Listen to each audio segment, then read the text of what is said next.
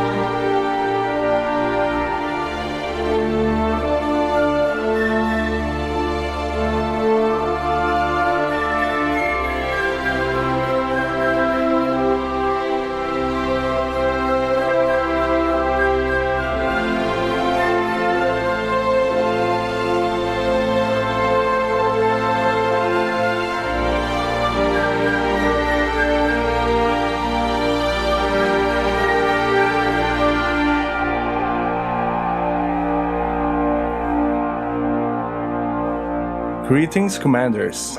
This is T the Man speaking. Next up is a track of mine called Vikings of the North Sea. If you enjoy it and want to hear more of my music, please visit soundcloud.com/ttheman. Enjoy the show and have a good one.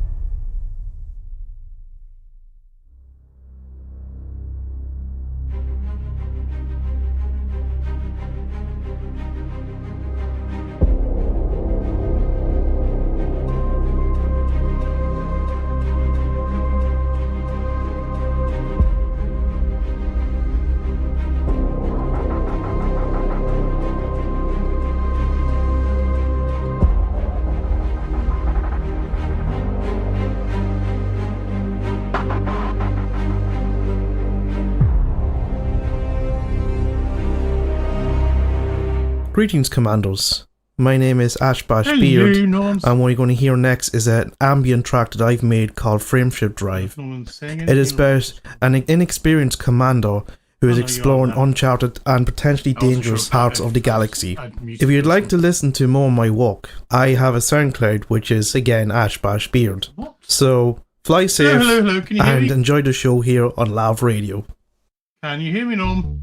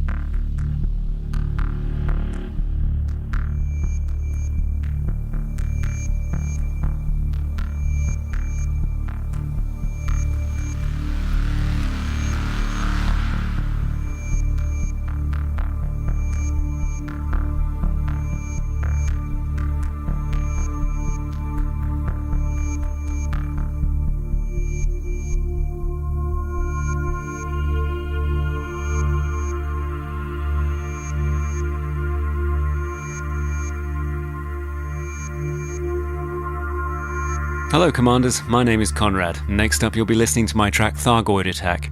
If you like my music, please visit soundcloud.com/Conrad-4. That's Conrad-4. Fly safe, avoid Thargoid attacks, and enjoy the show here on Lave Radio.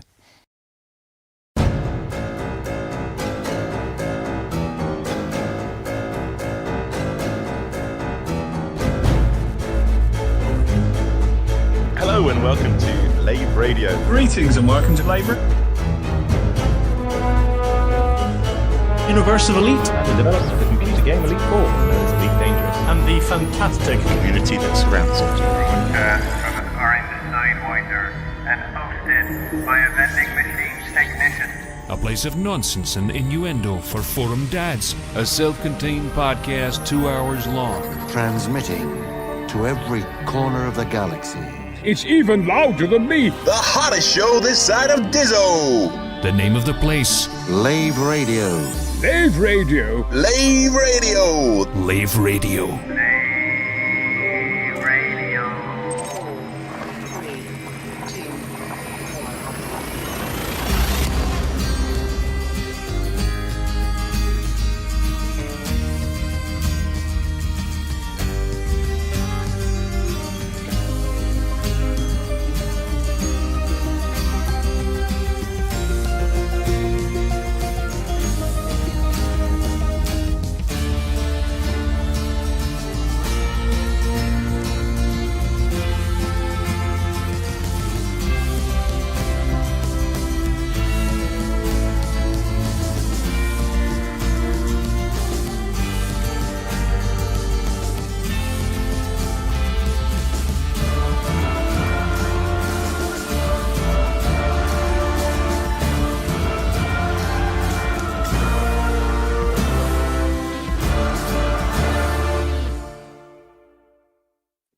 Greeting, Commanders, and welcome to episode 486 of Lave Radio, the show that likes to talk about the universe of Elite and the fantastic community that surrounds it. I'm your host, Commander Phoenix Defire, Chief Archivist of Lave Station, also known as Colin Ford, and joining me in the orange Sidewinder bar for this episode, we have our Head of Health and Safety, Ben Moss-Woodward, otherwise known as Commander Edelweiss.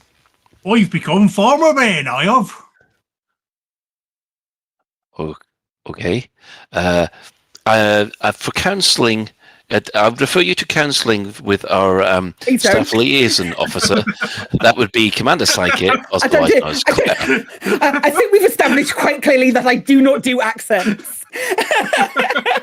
Neither do I, as is also being appropriate. You're supposed to do accents or something. No. Have you all been behind my back going, I know, let's really go and surprise them and they'll do accents? No, we definitely haven't been doing that because that is not something that I would ever sign off on. Anyone who knows, I'm working at it, all right? Well, unfortunately, our SRV Banksy driver, Commander Alec Turner, he's decided to go cruising by himself. Well, with his family, actually, but he's genuinely on a ship. He's on a boat. Yeah, it's a ship, and I think it would be the equivalent these days of an orca, not a beluga, but an orca. Mm-hmm. So yeah, still luxurious, but not as luxurious as you could have. But you know what I mean. So yes, filling in, we have our tech primate in training. That would be the Chris Mark 5. Hi. Hello, nice for you to join us. Now, if you wish, you can join us live. I don't know if we've got anybody hanging out in game at the moment, but we're certainly running around here on Twitch, which you can access through laveradio.com/live and click on the live chat. If not, just go to twitch.tv/laveradio. So, quick run around the crew as usual, seeing what they've been up to. We'll start with... Well, I would hum "Happy Birthday," but I'm still scared that I'm still scared that we'd get hit by a by a copyright strike. Michael Jackson's on his way. That's not a thing. Happy birthday, Claire. Thank you. It's genuinely my birthday today. Hi everybody. Hope you're doing well. Hello. What have I been up to this week? I don't know. Not a huge amount. I've been playing about I was playing out on the test server with the Python. I'm going to start with what I did in game because I can't think of anything else that I've done this week.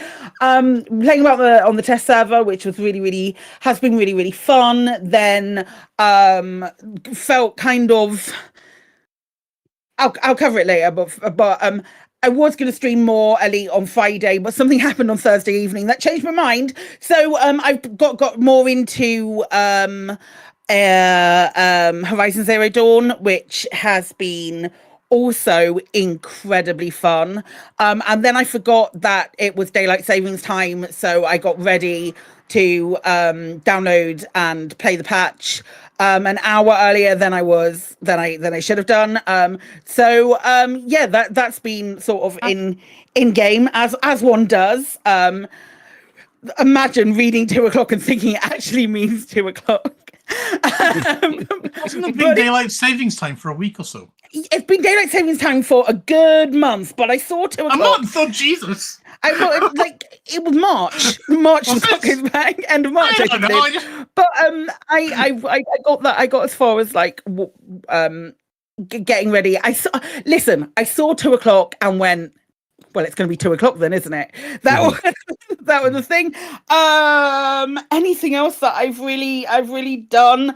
I could talk about the curly girl journey that I'm currently on, embracing my natural curly hair as opposed to brushing out and stuff. But this is the wrong audience for that. Embrace the frizz.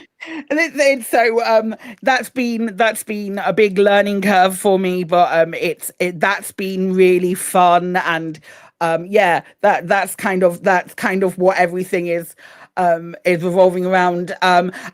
Mobility wise, I've been a bit better in the last week, so I've been able to sort of like get out and about a little tiny bit more. So we have done slight walks occasionally, which has been nice in comparison to the couple of weeks before when I was completely buggered due to having energetic weeks. So this week's been chill, and hopefully there was more chill weeks in the future.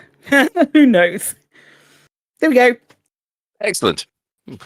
Right. We'll quickly pop over to Ben, who is actually flying around Lave Station in a Python Mark II.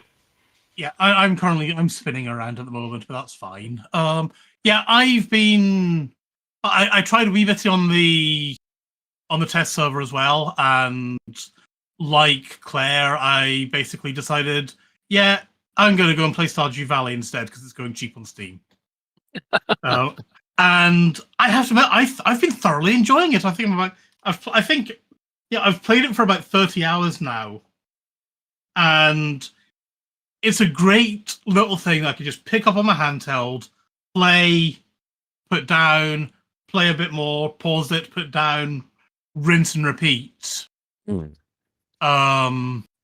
I've been, it's nice and chill and things like that. Also, I want to say happy birthday to Katie as well, to Claire. It is also her birthday. It is also Katie's birthday too. What else have I been doing? Oh, I made some pies. If we're talking about other things, I made a lovely steak and Guinness pie yesterday, making use of the free time. I think that's about all I've done. Excellent. We're so boring. We're so boring and adult. Kick-ass pie. And it's mine, and I'm not sharing it. Okay. Apologies. It was me thinking you wouldn't get upset over pie. I'm so sorry. I misjudged that entirely. That's entirely on me. Sorry, Ben. Never get between. I'm so sorry. Chris will answer this. Do not get between a Scotsman and his pie. Yep. Okay. Duly noted. Adding that to some kind of algorithm somewhere about Scottish people. Yeah, Scottish mince pies are a beauty to behold. Nothing like these horrible lying mince pies you have south of the border. So, yes. Okay, we'll move on, obviously, to the Chris Mark 5. Yep. I did little bits in and out of the game occasionally. Sometimes trying to do Thargoid War stuff without really knowing what I'm doing, so I occasionally just fight in bits that I don't think are actually helping. Oh. But the Thargoids go boom, so that makes It's fine, it's helping your bank balance. Yeah. Yes. Yeah, because God knows I'll need that. Well, I can have an arcs for doing it. I've been playing some Helldivers. That's been I got spicy for a bit. And then, like, on the weekend, gardening and stuff. So, yeah. Is that the Helldivers thing that all of a sudden you've got to sign it to PlayStation as well? Well, okay. So, when you bought the game, it said requires a PlayStation, PSN account, whatever. However, on Sony's things, it's always said it was optional. Even if you're a PC owner? Yep. Even if you're a PC owner, yeah. And then, wow. Yeah. When you install the game, you could skip it. Now, the other problem is there's 69 countries that you can't get PlayStation Network in, but you could buy the game in Steam. Right. That was a big hoo-ha. Yes. Yeah. It's. Yeah. They have walked it back due to like customer feedback on like refunds and like requesting refunds, negative reviews, social media posts, things along those lines. It's almost as if they have a community team that looks at social media posts, looks at everything that's going on, and then reacts accordingly. Really? Yeah. Okay. Go on, man. Just a quick question: does anyone know do you need to sign into Sony for Spider-Man or Spider-Man Miles Morales? What, on the PC version? Yeah. I know I've got it, and I can't remember. I don't remember signing in, but I might have. Ghost of Tsushima that's coming out soon. Now you have to. Now you have to, or now you have to. They've now made it mandatory Yeah. for all games now. They changed their FAQ. Okay, from so optional. I'm assuming Spider-Man 2 will become thou shalt sign into Sony Yeah, whenever it makes its way when over. it makes its way to PC. Yeah, Yeah. another blooming launcher that you're going to have to deal with. Oh God! Well, it's I not know. a launcher. It's It might just be on an Steam. account. Yeah. It's just an account you need to make. But But the problem is Sony is really, really good at being Yes, fair and lovely with your status, so secure. Yes. Oh, and just to kind of just one other thing about that, the countries that were then delisted from being able to buy the game on Steam once the PSN thing happened are still delisted. So if somebody was in one of those countries, bought the game, they still can't play it. Yeah, they're still blocked from playing it. No, I think they're getting refunds. I think I'm not sure. Well, Will they be able to play it eventually? Who knows? No one knows. Okay. Well, knowing Sony for when they had Sony SOE, which is Sony Online Entertainment, which did an awful lot of MMOs. No, first of all, they cancelled one of my favourite games for starters, so they're not on my good books. Don't talk about Star Wars Galaxy. Oh, Star Wars. You don't. I was still too soon about that. I was there when the NGE dropped, and it was not a pleasant sight. You don't know pain, wish you hadn't been through that. Anyway, I just found out that all my details at the time were leaked as part of one of those wonderful data security things. Sony. Yeah, but also they said, "Oh no, your credit card details and home address details haven't been touched." They were absolute lying sods. So yeah, I had to change my credit card and have a few things altered. But anyway, let's quickly move on from there. Well, unfortunately, due to unreliable Virgin Media, I haven't been able to do much in the way of Elite this week. However, I have spent a lot of time purging heresy with the Warhammer 40k Chaos Gate. I've really got into that because there's blood and guts going everywhere, and it's fantastic. And I've also spent a lot of time with Keanu Reeves inside me. So, yeah. That's the goal. Yeah, Cyberpunk 2077 is so pretty when you've got a graphics card that can do it justice. Wow. Walking around Ninth City, you're sort of there thinking, well, this is what Dubai would be like if they ran out of money. And then you go downtown and it says, no, this is Dubai. So yeah, I've been thoroughly enjoying that, and I guess we'll move on to the development news, and we've had quite a bit of development news. Update 18.04, as everybody knows, has dropped today, and yes, there were quite a few features of notes, not many in the way of bug fixes, but still, there is the Python Mark II is now available. What can we say about this ship? A lot. We'll discuss that later. So that's now available to everybody who wishes to pre-order, or if you're even on Horizon's version of Live 4.0, you can still buy it, but you can only buy the ship for free after the 7th, with in-game credits after the 7th of August. So, yeah. And let's just say people must be buying it because the blooming store page is not holding up very well on the Frontier website. That's not necessarily that they're buying it. It just means that they're looking at it. I just like the idea of it going out of stock. Sorry. I just tickled my sense of humour. Sorry. I don't know why I did. Sorry. Yeah. Now that's you can get the base version of the Python, but you've also got the Stellar version, which comes with a ship kit and a fancy ship skin. And you guys got hold of that one as part of your secret Squirrel Club. So how does that one fare? Okay, because so it's all tripped out, isn't it?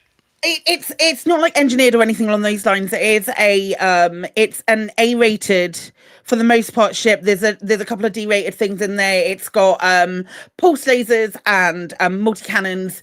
It does a job. It does a job. It's a good. Hey, do you want to like have this ship and actually go out and be able to fly it pretty much straight up, rather and go and take it to a conflict zone and kind of enjoy it? You can do that with the Python Mark II Stellar build. So it comes with the paint job and a ship kit as well. And the unlock. If you buy the pre-built, you don't need to worry about the you don't need to then also buy to unlock it. That's included in this 33,000 arcs. You got the ship kit, you get the paint job and all of that kind of stuff. So in my humble opinion, I don't think it's a bad price. But what I would add as a caveat is that any of the pre-built items have this little like shopping bag on them. So all of you go in to sort of like look at your hard points, or you look at your any of your utility slots and things like that. They've got the shopping bag icon on. They cannot be stored. So if you want to engineer it and then you're like, actually no, I'm going to switch the component out for something else, you can't store it to put it onto another ship. So with that in mind, my personal recommendation would be, if you are going to engineer anything, remove the item or replace it with a store-bought item and then engineer that. Just so if you're not happy with the engineering, you can store it and not, in my head, that's not completely wasting the engineering materials, because you might want to put it on another ship. Do you see what I mean with that? Yes, completely. Sort of always use something which you can always engineer something which you can transfer, not stick with the pre-bought ones. Yeah. Yeah. So, and it's not like it's doing the job of the Python but better. It doesn't have the internals of the Python or anything on those lines. There's definitely the place for the Python still. It's not like the Python's now not going to be having use in the game. It has not made the Python redundant. The Python is the perfect mid-tier army Swiss knife. It can do anything. You can engineer it to do absolutely anything. Not the best, but it's still got all the flexibility. This one is far more specialized, which I guess we'll discuss later. But the Python's not the only thing that came with it.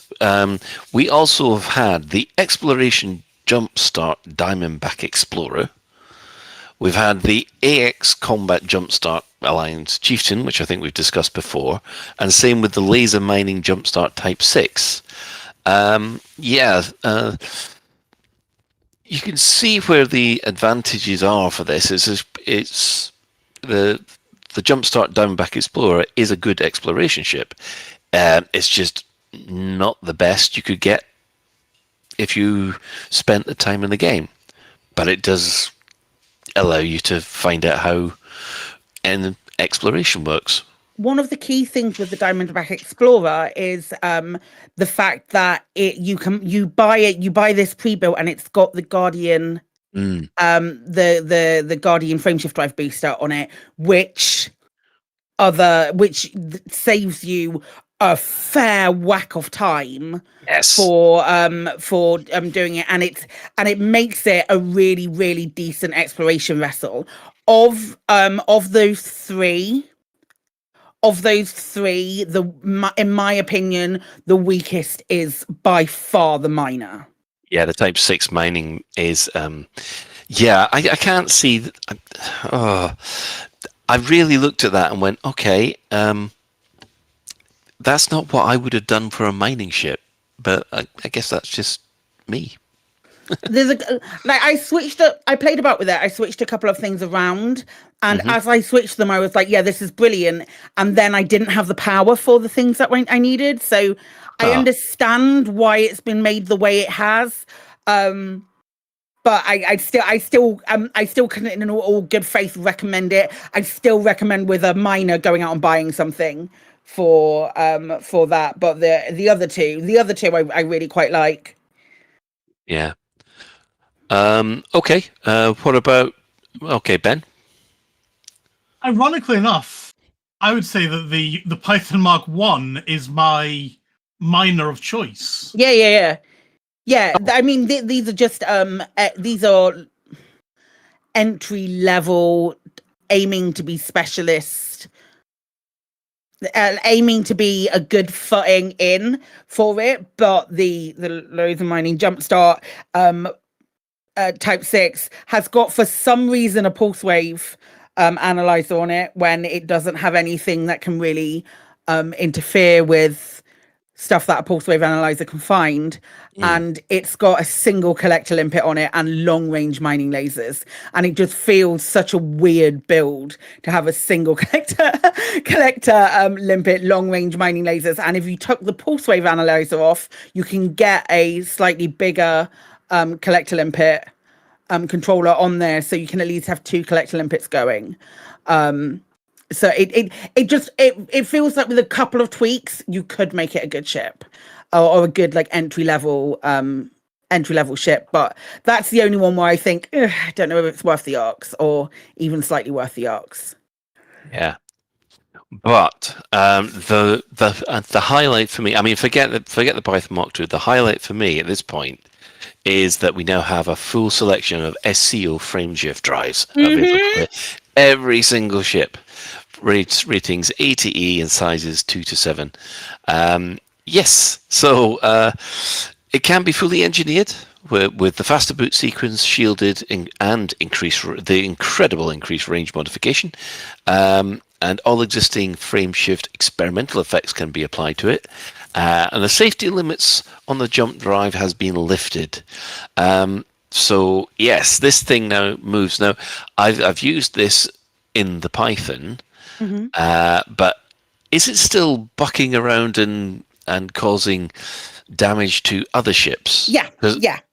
Right. So the advantage of the Python seems to be that it works in conjunction with this new drive rather than we've had and we'll obviously we'll get to this with the thing, and we can deep dive into this a tiny bit, obviously a bit more in our main discussion. But the reason we've had the 2 Galnet articles come out that are talking about people designing ships specifically with this new SCO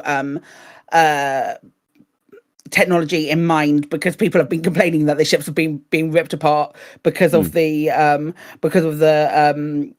new SCO, and it causing damage and guzzling fuel. The Python Mark II does all of that sort of better and is designed specifically for those reasons. Yeah. Right. Well, the next thing that they had, there was a few bugs and adjustments, mostly tweaking with the SCO to make sure it didn't heat up in line with your frame rate. That was funny. The wonderful thing that Ghost Giraffe discovered about being able to practically teleport to your friend, they fixed that, unfortunately. And a whole lot of other fixes, and there's been some nice art fixes as well. Ben, you've got a wireframe one which looks better. Yeah, I've changed into a wireframe Cobra Mark III, and it looks nice. I honestly can't remember. It does. The yellow of the gold does look more metallic, I think, but it's been that long since I've had it out. I can't really remember, but it does look, it looks very nice and very shiny. Just the sun glinting off the lines and everything. I'd forgotten how much of a thing of beauty this was, actually. It's very pretty. It's very, very pretty. And I'm pretty glad that they're actually bringing it up to date. So, Yeah.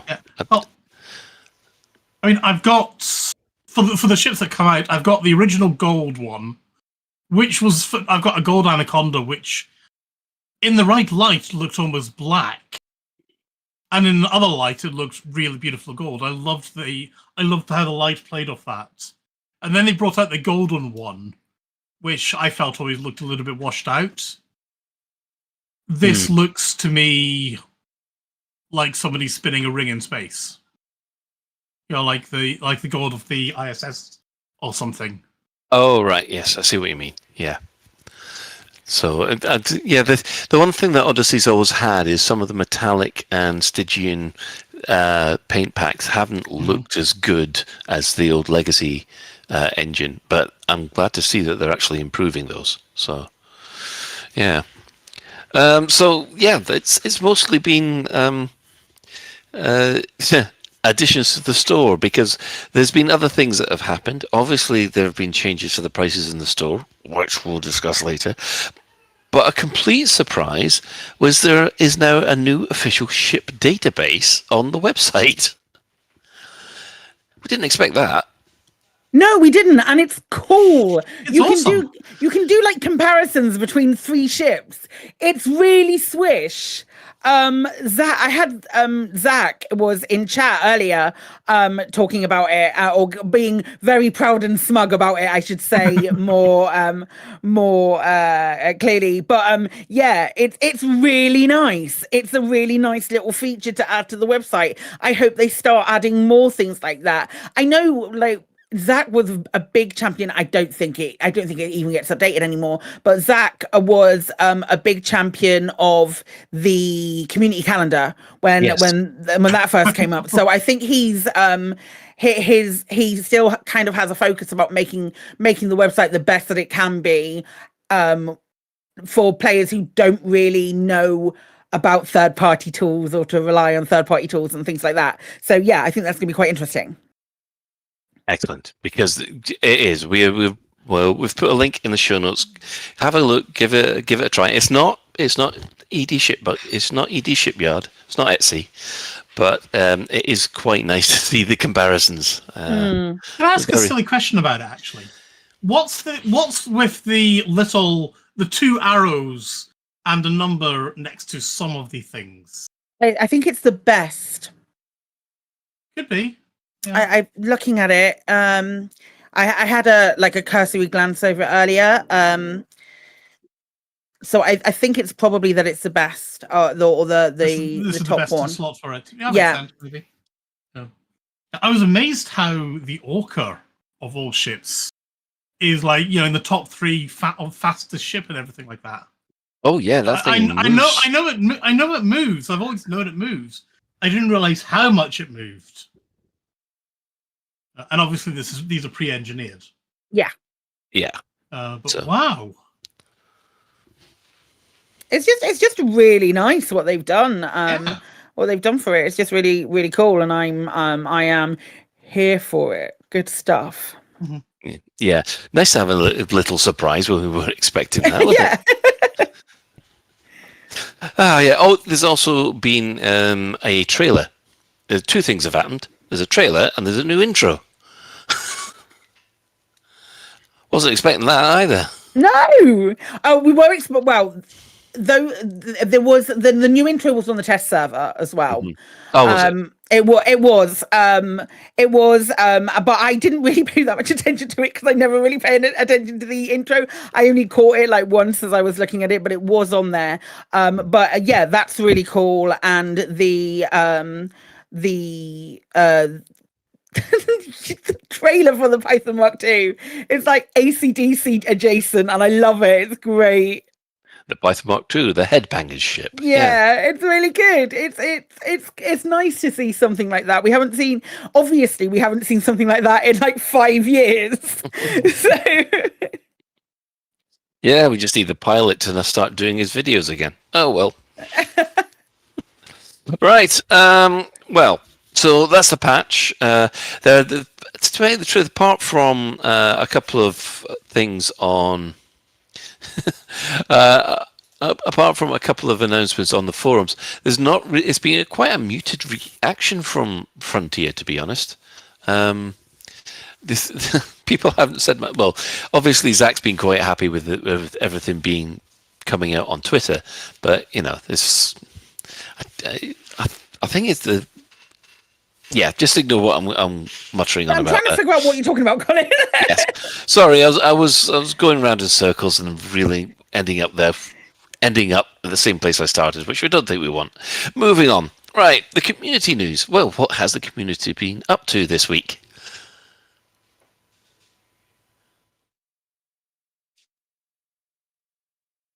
Yeah. Well, we don't have. I can hit this up. We don't have an Alec. Apparently, we don't have a jingle either, but that's fine. Yeah, we don't have an Alec. Yeah, so we'll apologise for this, but there's not as much there as there normally is. We have had the results from the Buckyball.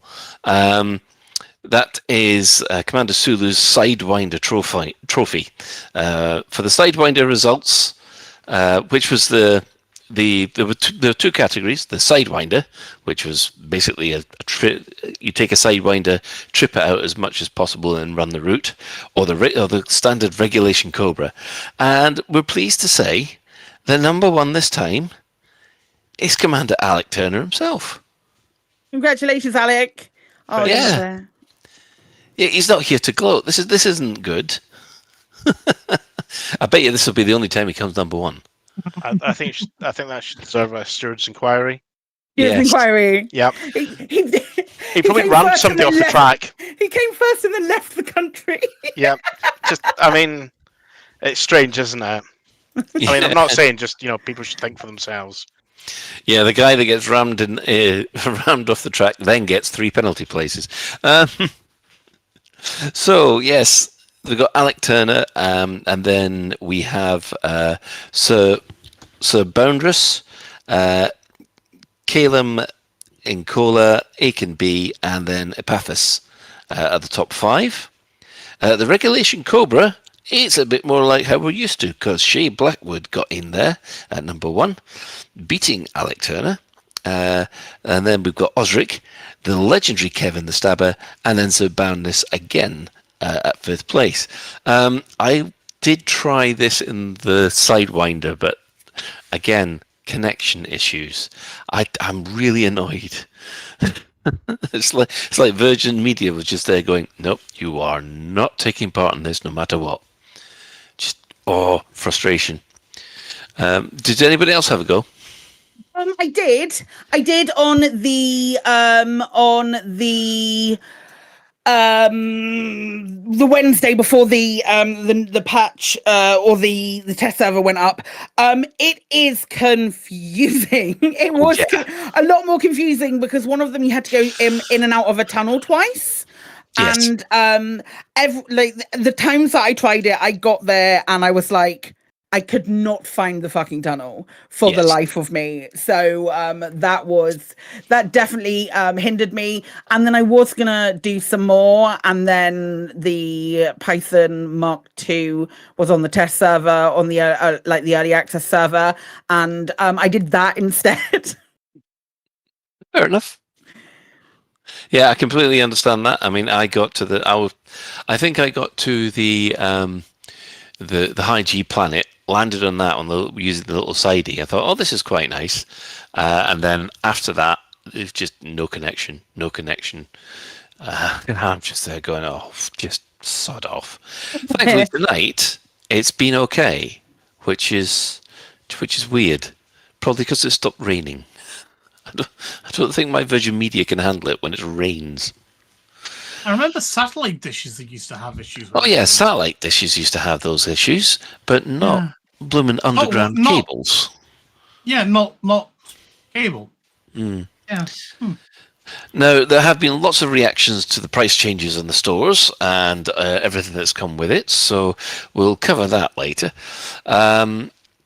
However, Elite Dangerous Power Play has had a vid from the High Wake. Yeah, it's really sweet. It's really funny. If you've not watched it, it's really good. He's the High Wake is in the process of transferring some Dune videos from their old account as well, which are also, if you've seen Dune, they're probably a lot funnier than if I haven't seen Dune.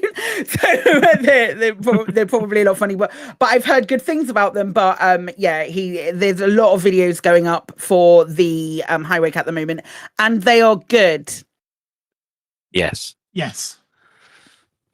But yeah, I'm a fan of the Dune series, and I must admit it's they are quite funny because Yeah, they work. They do. They definitely do. And there's also been quite a few videos around, and there'll be a few, obviously, today and tomorrow, about the Python Mark II and what you can do with it and how people are reacting with it. So, yeah, that's going to be interesting. And I think, yeah, if you have a community event that's taking place soon and you'd like us to shout about it across the airways, then tweet the crew at Lave Radio or email us at info@laveradio.com.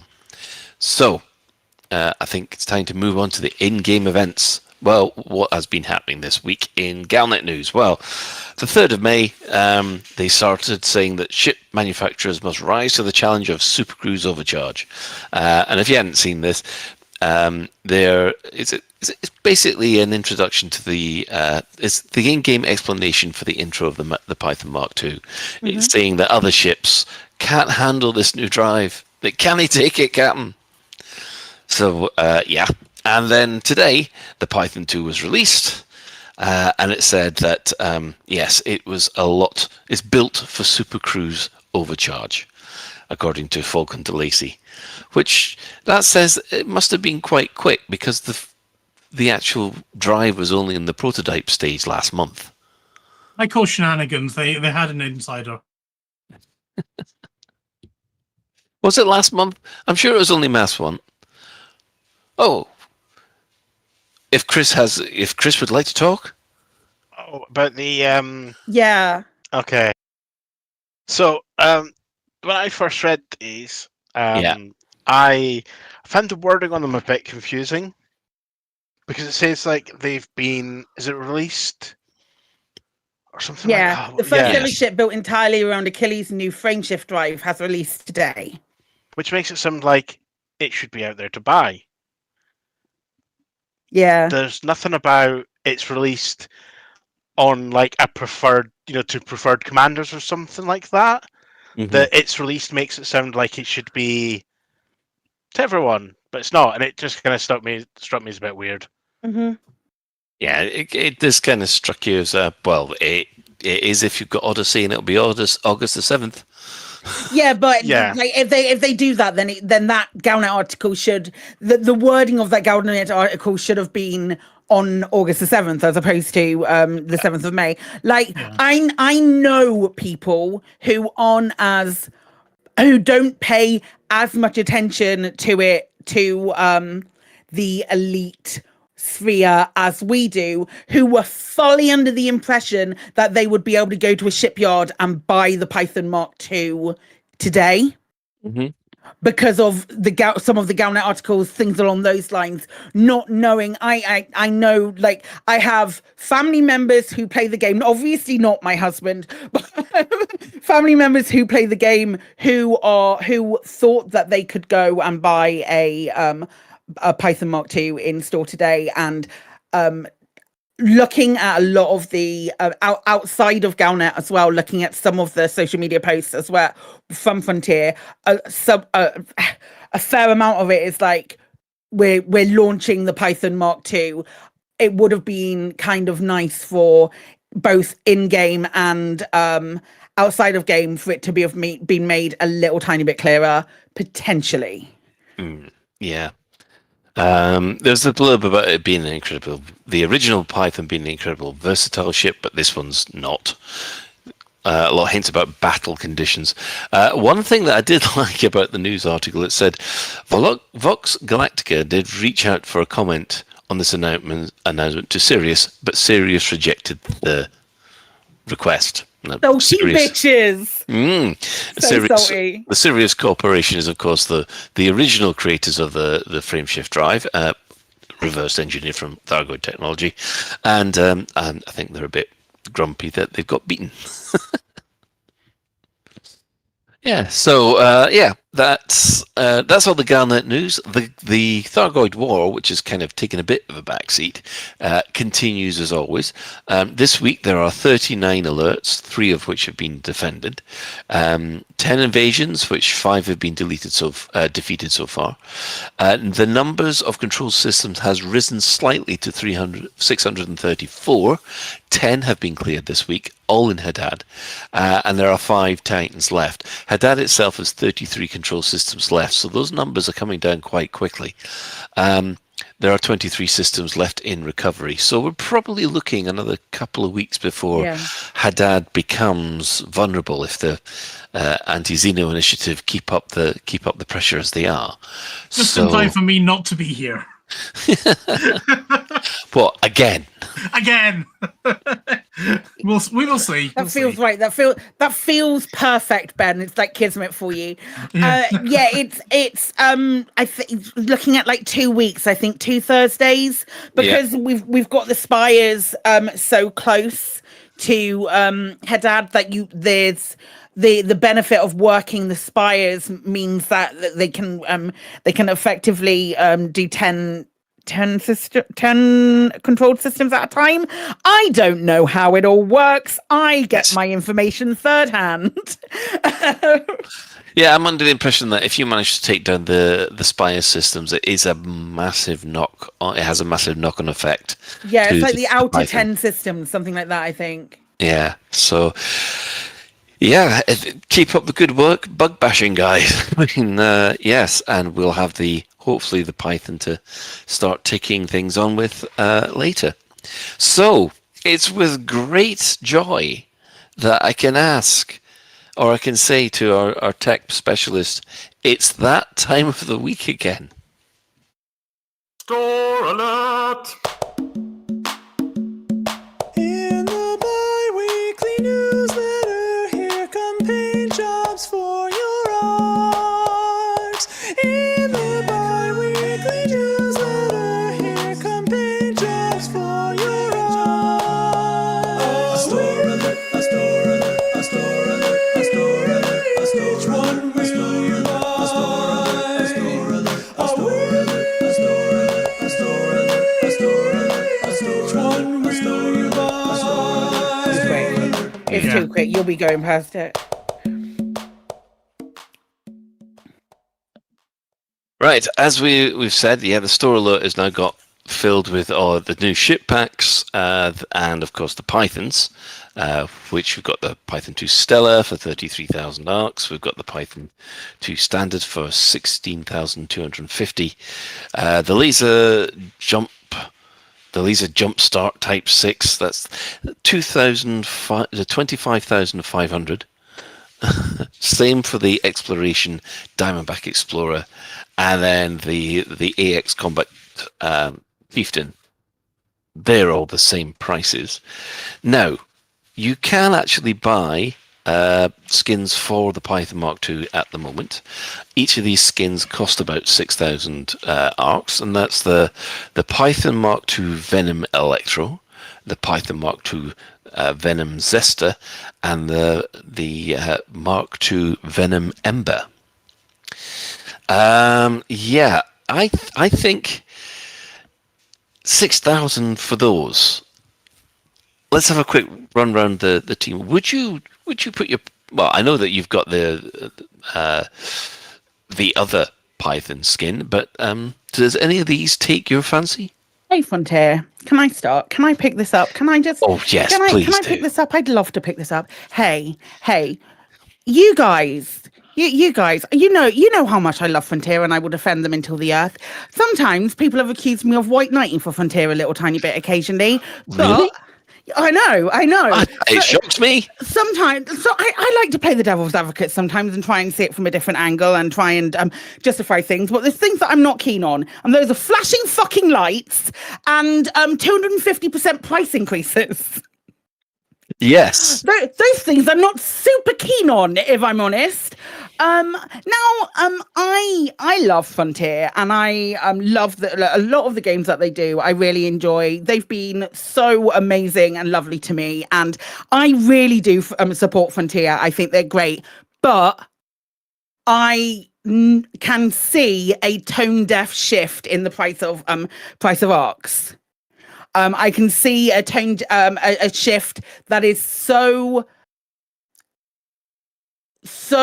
greedy, that is incredibly disappointing from because we knew it was coming. We knew they were going to make some changes to the price of arcs, and we joked last week that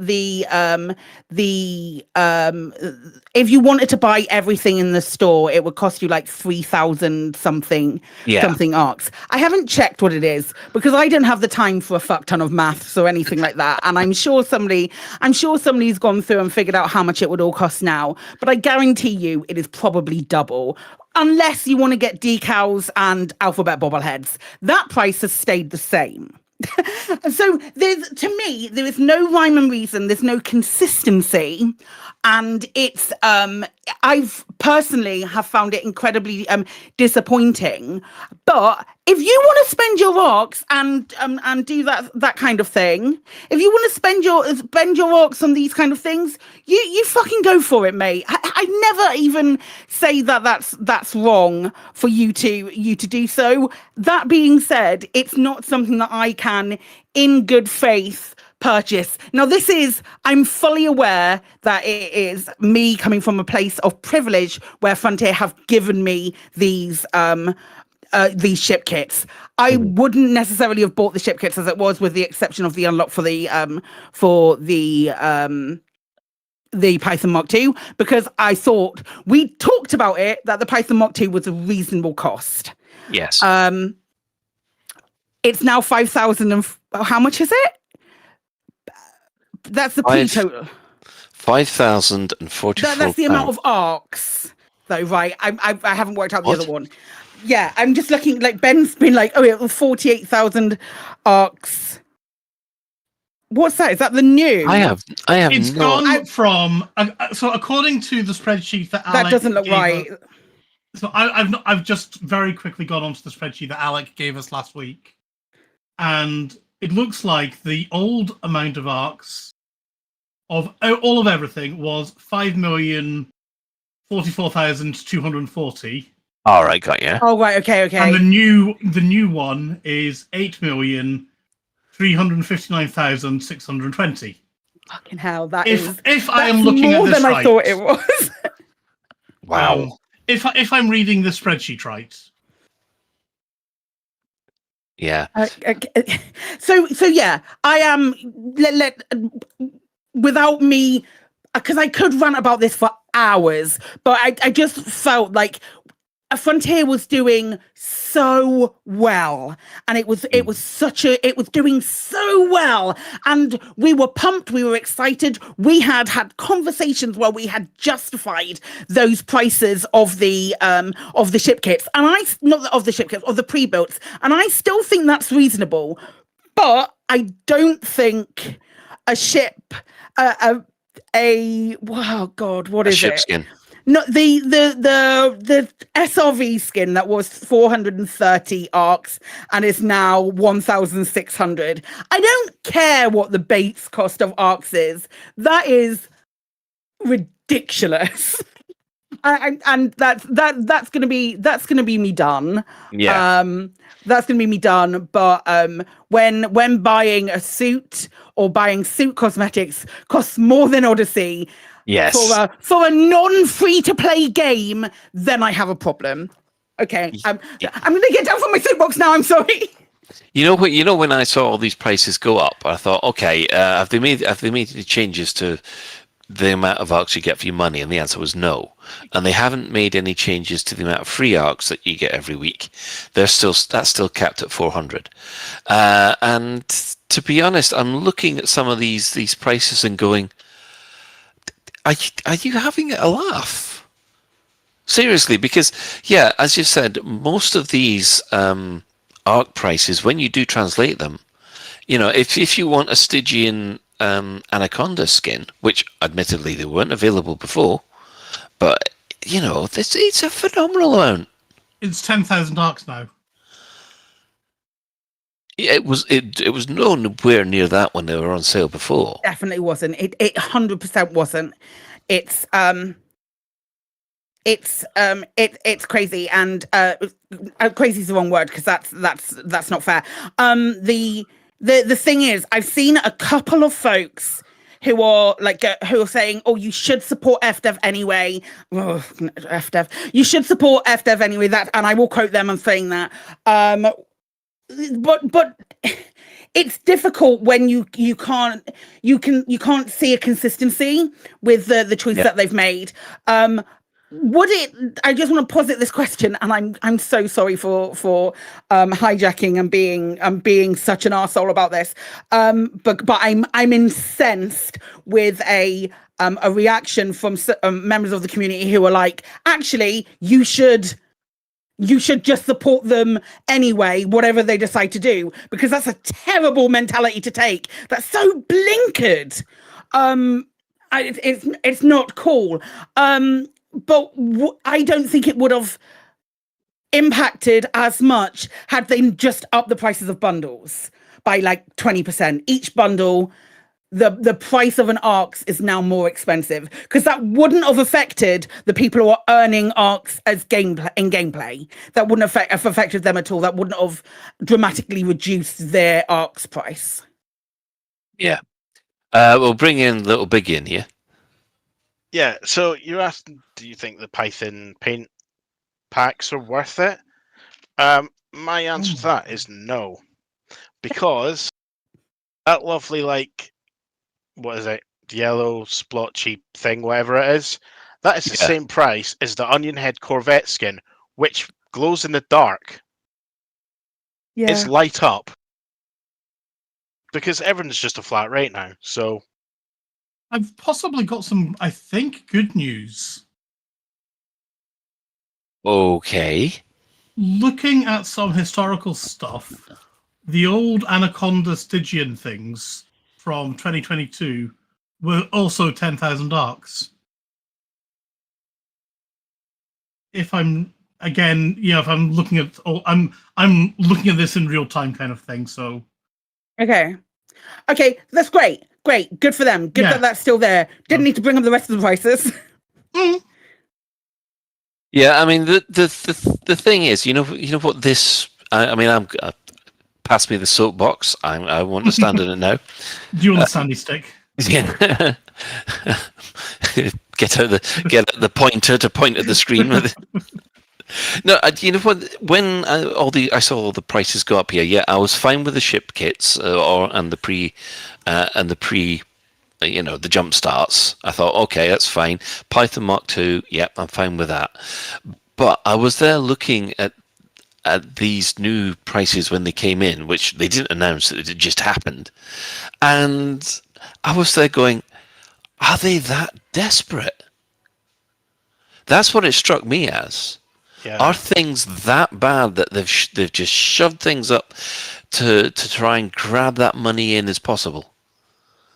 And that set off alarm bells for me. I don't know about anybody else. I thought they'd come across like maybe like they were testing the waters to see how people would feel, but it feels like it wasn't. They just we're just doing flat pricing across the store. Like, all bobbleheads are 8,000 apart from like two other ones. Oh, and alphabet letters. And the bobblehead that was 400 ARX is now 8,000 ARX, which is hilarious. Yeah, there's just it does seem like we need to pump as much money as we can out of people. Yeah, I mean. And this is what gets me is that at the moment, I mean, I've been pretty much happy with what the ARC prices were, and I've bought everything I've wanted to so far. But the problem is now I'm looking at this thinking, oh, can I really get a new skin for the Python? Probably next month, but it's not as if I can just impulse buy anymore. And to tell you the truth, it's like getting fish and chips on a Friday night. I used to be able to, I used to not think twice about getting it on getting it, and now I'm like, getting on a whim, and now I'm like, okay, I've been paid. This is the one time I can go and get fish and chips this month. Oh, mate, you should see the price of Domino's pizzas then. Whenever we've done Domino's, it's always been on the Tuesday when it was buy one get one free.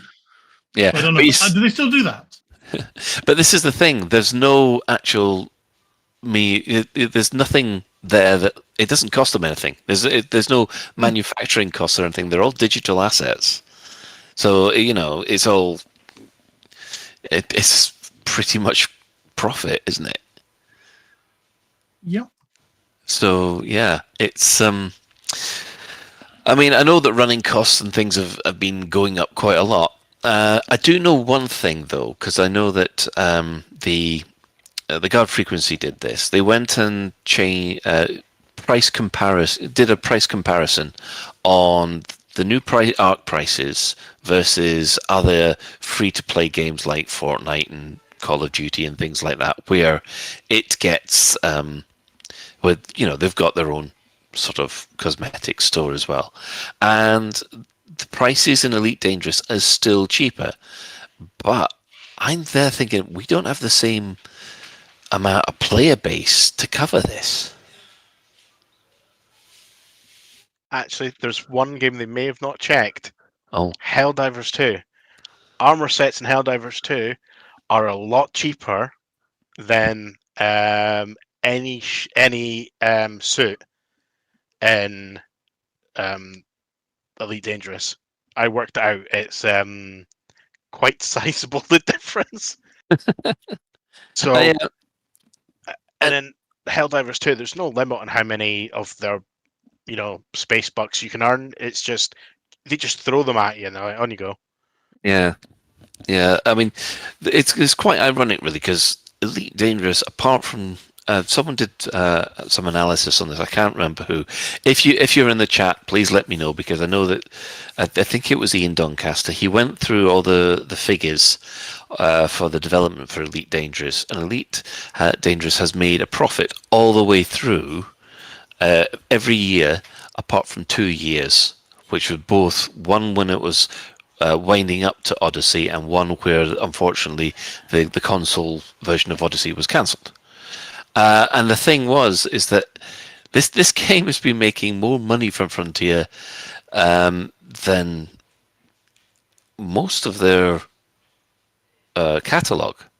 And then at the moment, it just feels like, you know what I meant about desperation? They go, we've got to get money in.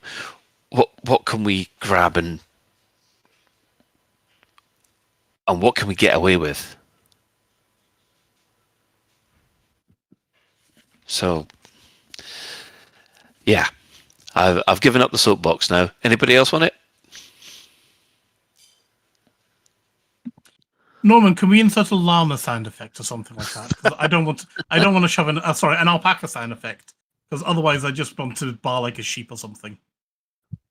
Yeah, I definitely feel like we're being fleeced. Oh. I was wondering where you were going with that. I actually think it's a shame they've hiked up the really cheap paint packs, because they could actually be kind of a useful way to be like a stepping stone. Because I'm weird, I actually bought a bright green paint pack for my Anaconda and a bright yellow paint pack for all the SRVs in it, so I could pretend it was Thunderbird 2. Just because I'm weird. But I think it's a shame they got rid of the really cheap ones. Like, now it's not, like you said, just treat yourself to a stupidly cheap paint job. Now it's like, do I really want to spend 1,000 of my 3 weeks worth of arcs on a bright green? Apparently, Wintermute has just dropped in the chat that Frontier have dropped a financial statement today. So yeah, I'll have to look that up and come back to you, probably during the commercial break. Have we got our sidekick back yet? Yeah, I should be. Can you hear me? Yep, we can hear you. Perfect. Yes, excellent. I've already gotten rid of the soapbox, so it's fine. Oh yeah, I've had my rant, and I'm passing it on to anybody else who wants it. But I think we've ranted out. Don't get me wrong. I'm still big mad. They don't get away with just one. Tune in on Thursday for more rage. Yeah, it's you missed the line from Ben that we're all being fleeced, and he wanted a llama sound at the same time. But, you know. Oh Jesus Christ! Okay, quality content then. Cool, good to know.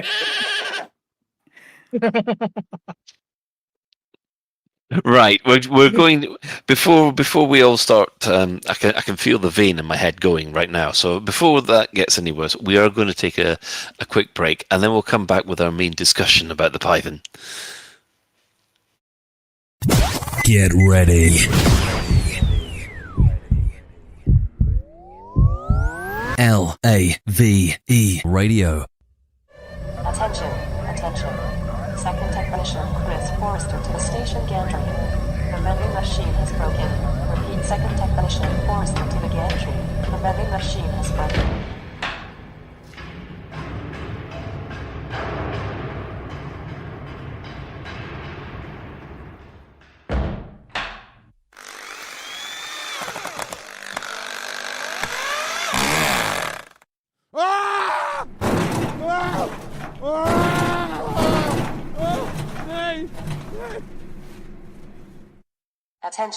Attention.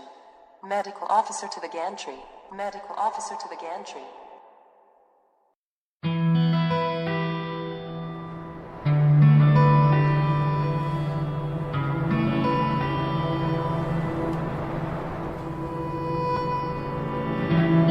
We've been lucky for a long time. Earth's green again, Mars ain't red anymore, and your biggest worry has been carrier upkeep. But what happens if that changes? How are you going to keep your piece of the galaxy safe when the unknown comes at you fast? Manticore. We'll give you the power to fight back, no matter what comes your way, because family's important. And you, well, you're family now. Manticore, come join the family. We all know what it's like. You're busy managing your settlement when suddenly the alarms go off. Oh no, not again. That's right. A commander with a Federation naval rank of Admiral, an Imperial King no less, has landed in a ship worth over 100 million credits and is killing all your staff, while they look around for a 10 credit adhesive to glue an upgraded scope to their 100,000 credit assault rifle. They fly away with their super glue and you're left with a problem. How are you going to get your agricultural plant back up and running? How am I going to get my plant up and running? How are you going to find staff at short notice? How am I going to find staff at short notice? How are you going to deal with all those bodies? There's bodies everywhere, and they've stained the carpet. Wonder no longer. Call Aries Crime Scene Cleanup Services. Hello, I'm Harry, for Harry's Mine. After a sudden increase in robberies and murders by commanders since 3307, I've gained valuable expertise in cleaning up bodies, recruiting new staff and restocking stationary lockers. Now you can benefit from my experience by signing up to our Crime Scene Cleanup Service subscription plan. That's right. For only a small monthly fee, when your settlement alarms are activated, our rapid response cleanup crew will be dispatched, along with our patented Cadaver Scoop 150. The Cadaver Scoop 150 can be mounted to surface reconnaissance vehicles and skimmers to make tidying up your settlement a breeze. Wow, the bodies are gone. Our recruitment team has potential new employees on standby across the galaxy, ready to fill your vacant roles in security, logistics, administration, processing, and more. My plant's operational again. Thanks, Aries Crime Scenes Cleanup Services. Ari's Crime Scene Cleanup Services. We'll have your settlement as good as new before the next ship arrives. Cadaver Scoop 150 disposal bags sold separately. There's bargains, bargains, bargains at Etienne Dawn's Unspecified Meat Emporium. Etienne Dawn's Unspecified Meat Emporium haven't just been slicing carcasses, but also slicing their prices. All unspecified meat sausages now 2 for the price of 1. A pack of assorted meat steaks, now with 50% more meat at half the price. How about chops? Our surprising meat chops now also 50% off. And introducing our massive meat hamper. It's a family of 4. No, that should say feeds a family of 4, right? Stick to the script, Claire. It says it's a family of 4. Okay, I'll stick to the script. Yeah, you do that. It's a family of 4. Etienne Dawn's Unspecified Meat Emporium. Find us in the Lave business directory or visit us next to the station mortuary. Etienne Dawn's Unspecified Meat Emporium. You'll wonder how our prices are so low.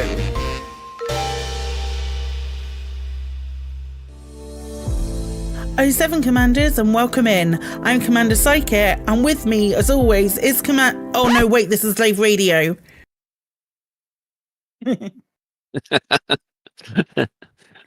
It's just the disappointment in your voice when you said, "Oh I no!" recorded it so many times to make sure that came across. Oh shit! Well, we're going to table our Power Play 2 reaction this week because, let's be honest, it's all about the Python this week. The Python Mark 2 and the rest of it. The question of the week was, how are you planning to use the said Python Mark 2 if you plan on buying it? And so let's just run around the crew and see what they think they're going to be using their Python for. And I think we'll start with Ben. I think if I'm gonna use it for a real daily driver, I'd be very tempted to turn it into some kind of anti-Xeno ship, to be honest. Maybe replacing my crate as an AX ship.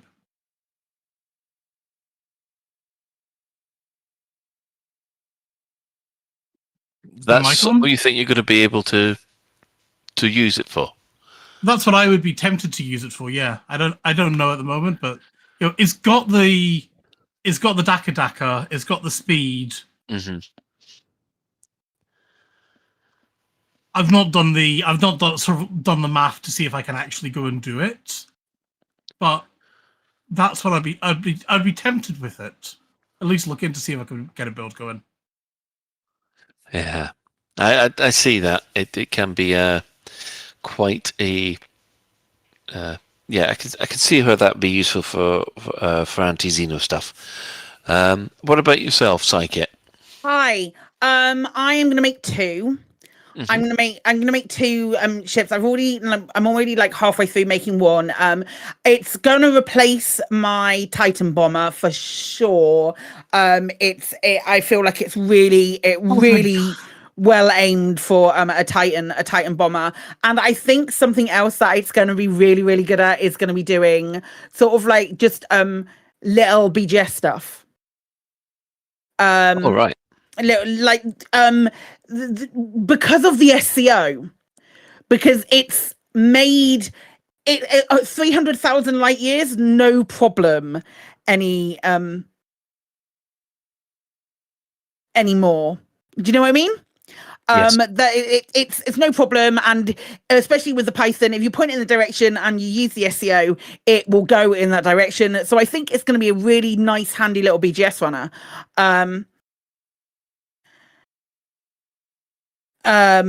So yeah, I'm kind of that those are my plans, but it just means that I've got a lot of material gathering, because Frontier spoiled us when they gave us the partner server and filled our engineering materials, and I miss it real much. It's a bad time. Yeah. What about yourself, Chris Mark 5? I don't know if I'm going to get. I'm probably going to get one. Probably, I'm not getting till August. What would I use it for? I might even maybe build it for something power play related, maybe.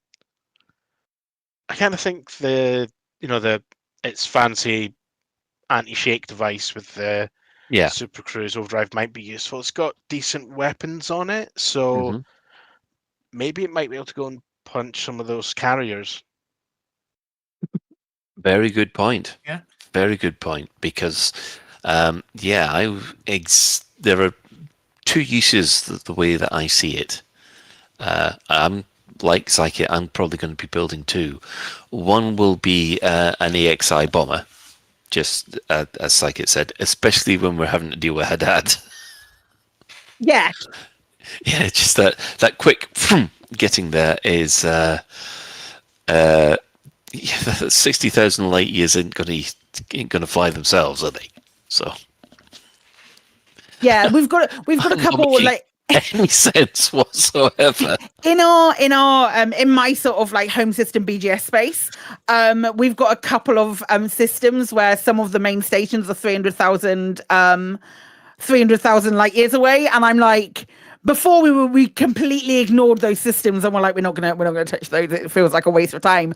But now, yeah, it's a viable option. Exactly. It's the other thing that I will be using it for will be power play. From what I've seen from the power play 2 mechanics so far, I will be moving this ship straight into open, and it's perfect as both a blockade runner and also an interceptor. And I will be, and as long as it's consensual PvP, I will be PvPing. I won't be taking part in anybody who doesn't want to PvP, put it that way. But it's all in the spirit. It's all in the spirit of the way you play power play in open. And I'm looking forward to that. Even though with my 50-year-old reactions, I'll probably get my backside handed to me in the plate as a plate. Of interest, do you know how old some of the guys are who are in the CQC League stuff? Are they all kids, or are they of an age too? I don't know. The only person that I know personally who does that was Chig from Loose Screws, and he's gone silent for the last couple of months. So, in fact, I'm afraid to say most of the CQC guys have gone radio silent for the last bit, ever since that bug hit CQC, and I don't think whether it's been fixed or not. Chig, not a kid. Yeah, we know he's not a kid, but it's whether or not he's younger than 50. Or in the late 40s to 50, or even 40s to 50s range. Yeah, exactly. Put it this way. I would be considered a veteran pilot. even Alonso's looking at me, going, "No, you're too old." Hey, wait! Am I telling people how old they are? Because you're all older than me. Fuck off, Claire. We're all just one road accident away. The problem is when Chris Mark 4 is here, I can't say that, so I need to enjoy this moment. Me and them kids. I remember when ARCs were cheap. Yeah, we all remember when ARCs were cheap. It was last week, you fuck. I was joking with Minan earlier today about her outliving us all. Probably. Yeah. Probably. We've got. Well, I've got millennial stress. I don't know about the rest of you. we have a 64-year-old in Twitch chat down with the kids, and they're not old either. Cool. Well, of course, there's Flossie. Oh yeah, Flossie as well. Yeah. Let's not talk about how old people are, can we? Hey, Flossie's got her entire Chinese gymnastics team to go still. Exactly. So, quickly, let's get back to the Python Mark II. Yes. Oh, good grief. They're all now chipping in the chat at how old they are. Oh, no. It's like top trumps, but wrong.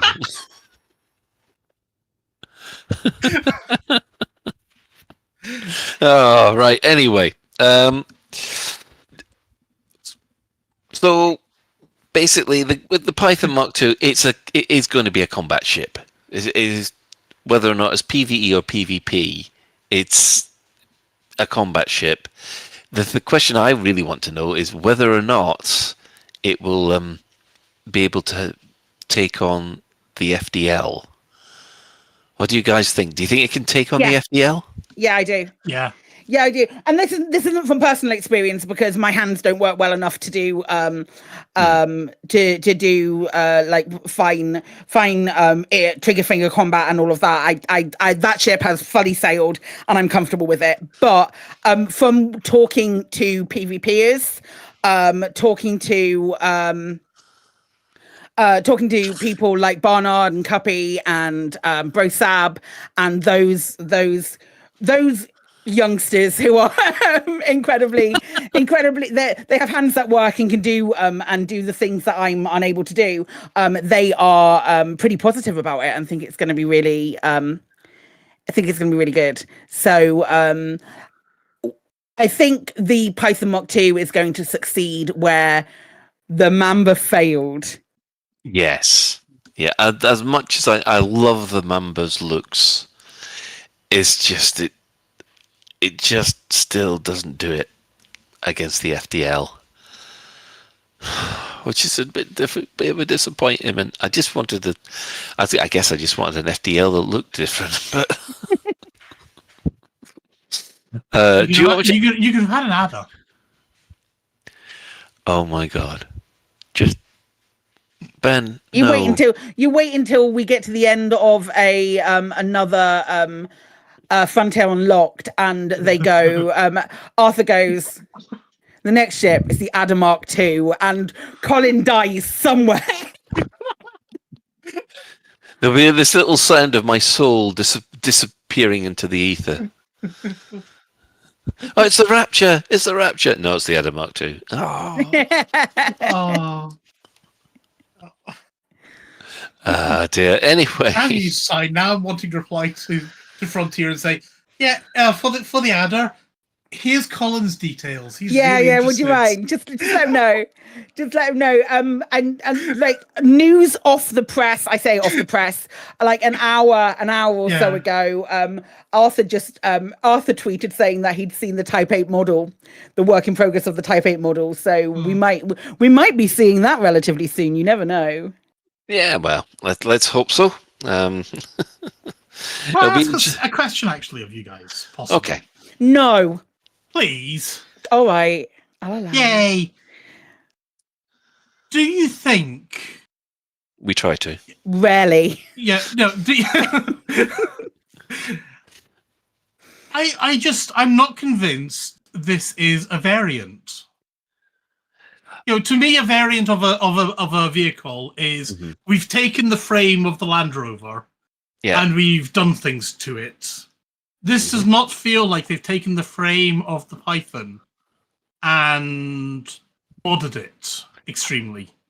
Well, I know it's almost like it's got exactly the same dimensions as the Python. It's got the same cockpit. And effectively what they've done is... the cockpit, actually, that's a good point. Yeah, the cockpit's the same. And the thing is that the cockpit's at exactly the same place as it is in the Python Mark 1.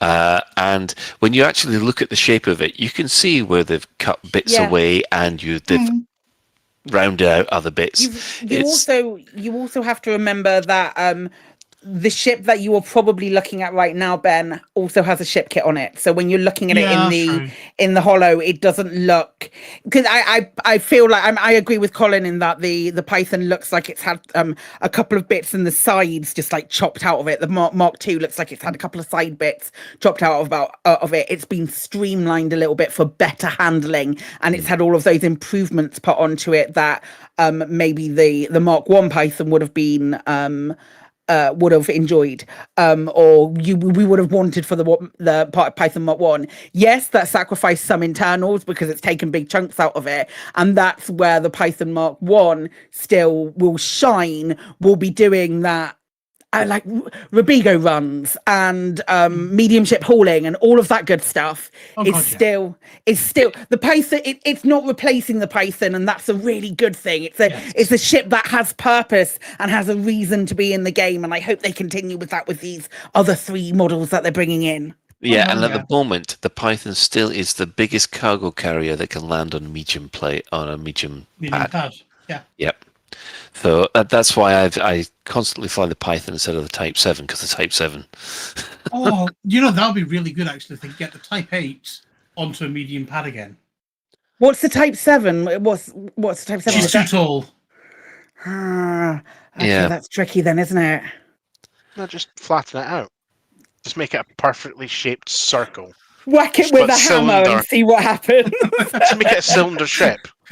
Big enough just to get to the top and wide enough to up the entire pad. Oh, okay. Yeah, so we'll just whack it with a hammer, quite literally. And Just stretch buff it. it a little bit. Buff it out a little bit and it'll be fine. Cool. No, it's flying around in a space cylinder. So basically, you want one of those ships that looks like the mega carriers in June. These cylinders. We've established earlier on, canonically, we have established that Claire has not seen Dune, so I do not understand that reference. Yeah, but everybody else Have you does. seen Star Trek 2? No, Probably. sorry, the Star Trek, the ones where they go with the whales. That's 4. That's 4, isn't it? Yeah. Have you seen the one with the whales? Almost certainly I have, and I have blocked that out of my mind. That's got a giant cylinder. It's got a giant cylinder probe in it. Picture that. It's just that's a massive black pudding. They have to go and rescue whales to talk to a massive black pudding. I know which one. I know one. You know when Clara chucks herself into Doctor's time stream, she goes back to meet him when he's I've got it. We're fine. We're good. She goes back to meet him when he's the first Doctor, and she tells him to take the other TARDIS. When he zooms away, it's a cylinder. It's a cylinder. Yes. Yeah. That. So we look. Something a bit phallic, right? So you guys want to just like fly around in your giant? Phallic? Well, yeah. Oh. No, it doesn't need balls. How are they not? How can you look at a post-box and think, oh, for what? Well, I mean, back in the day, people were I don't look at a penis and go, oh, look at the penis on that. That is the thing that I'm looking at to see what is attractive on a man is his penis. Are you all right, Colin? All of a sudden, this is taking a rather weird turn. Fucking hell. Shall we talk about the question of the week? I think we shall. Yeah. You've got a broken pen. Whoa, look at the penis on that. What's that? What you're saying the pen now? Katie's out there asking for dick pics in the chat, so let's move on. Oh, Jesus Christ. Please, you remember they're all 60-odd. Okay. Oh, God, no. Right, okay. Line under that. Oh, can I please? Okay. What's pink and wrinkly and hangs on your trousers? Oh, no. Yeah, ma'am. Right, okay. So the question of the week was also asking about how you were planning to use the Python, if you plan on buying it at all. I made the mistake of talking about this in our pre-show. So Katie responded with, no, but I heard you had a lot of replies, so I wanted to be included.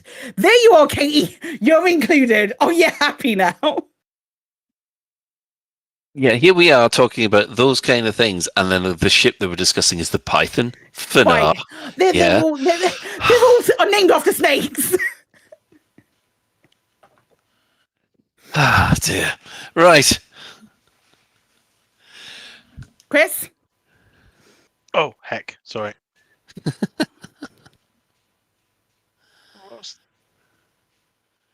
Yep. So from Epiphus, new ships shouldn't be behind the paywall, even temporarily. I won't be getting the Python Mark II early unlock, as it's going down a path I can't support. It's a step towards predatory monetization seen in other games, and I don't want to see that in Elite. Seeing commanders flying and posting screenshots of Python Mark II is already triggering FOMO and making me feel pressured to get it now, rather than wait until August, which is reinforcing my previous point. I'm happy to continue supporting Frontier via cosmetics, however, paywalled in-game ships is a hard no. Ooh. Yeah, I mean, this is one thing that you do have it's a difficult thing when it comes to monetization of the game at the moment, because I've just read over this stock exchange report that Wintermute sent over, and yeah, it's looking like Frontier are saying, right, we're going to lose £5 million this year, but that's not as bad as it was going to be. And that's probably why they sold the publishing rights to Roller Coaster Tycoon. And you are there thinking, yeah, that does sound as if they need to bring the cash in.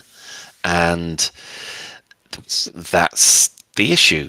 It doesn't justify it though, Colin. It doesn't justify changes that don't make, like changes that aren't consistent and don't make sense. Well, there's changes that oh yeah, and they've also laid off quite a few people as well to cut down on costs. But the main issue is that the whole problem about the game business is it's business game. If you see what I mean, you've got to be making money in order to, to be able to show off the games. And it's always a thing with live service games is where you get the money from. No Man's Sky do it they basically sold No Man's Sky on every single platform.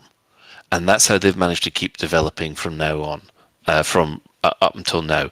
They're going to have a problem over the next couple of years with No Man's Sky, being able to put new stuff on it, because the money's not going to be coming in anymore, because it's not a live service game. It relies exactly on box sales. So unless they come up with new ways to monetize the game, then you can see it stopping eventually. Absolutely, you can. Absolutely, you can. And the same thing is happening here with Elite Dangerous. It happens with all MMOs, but the problem is how do you still keeping the revenue in to keep development going?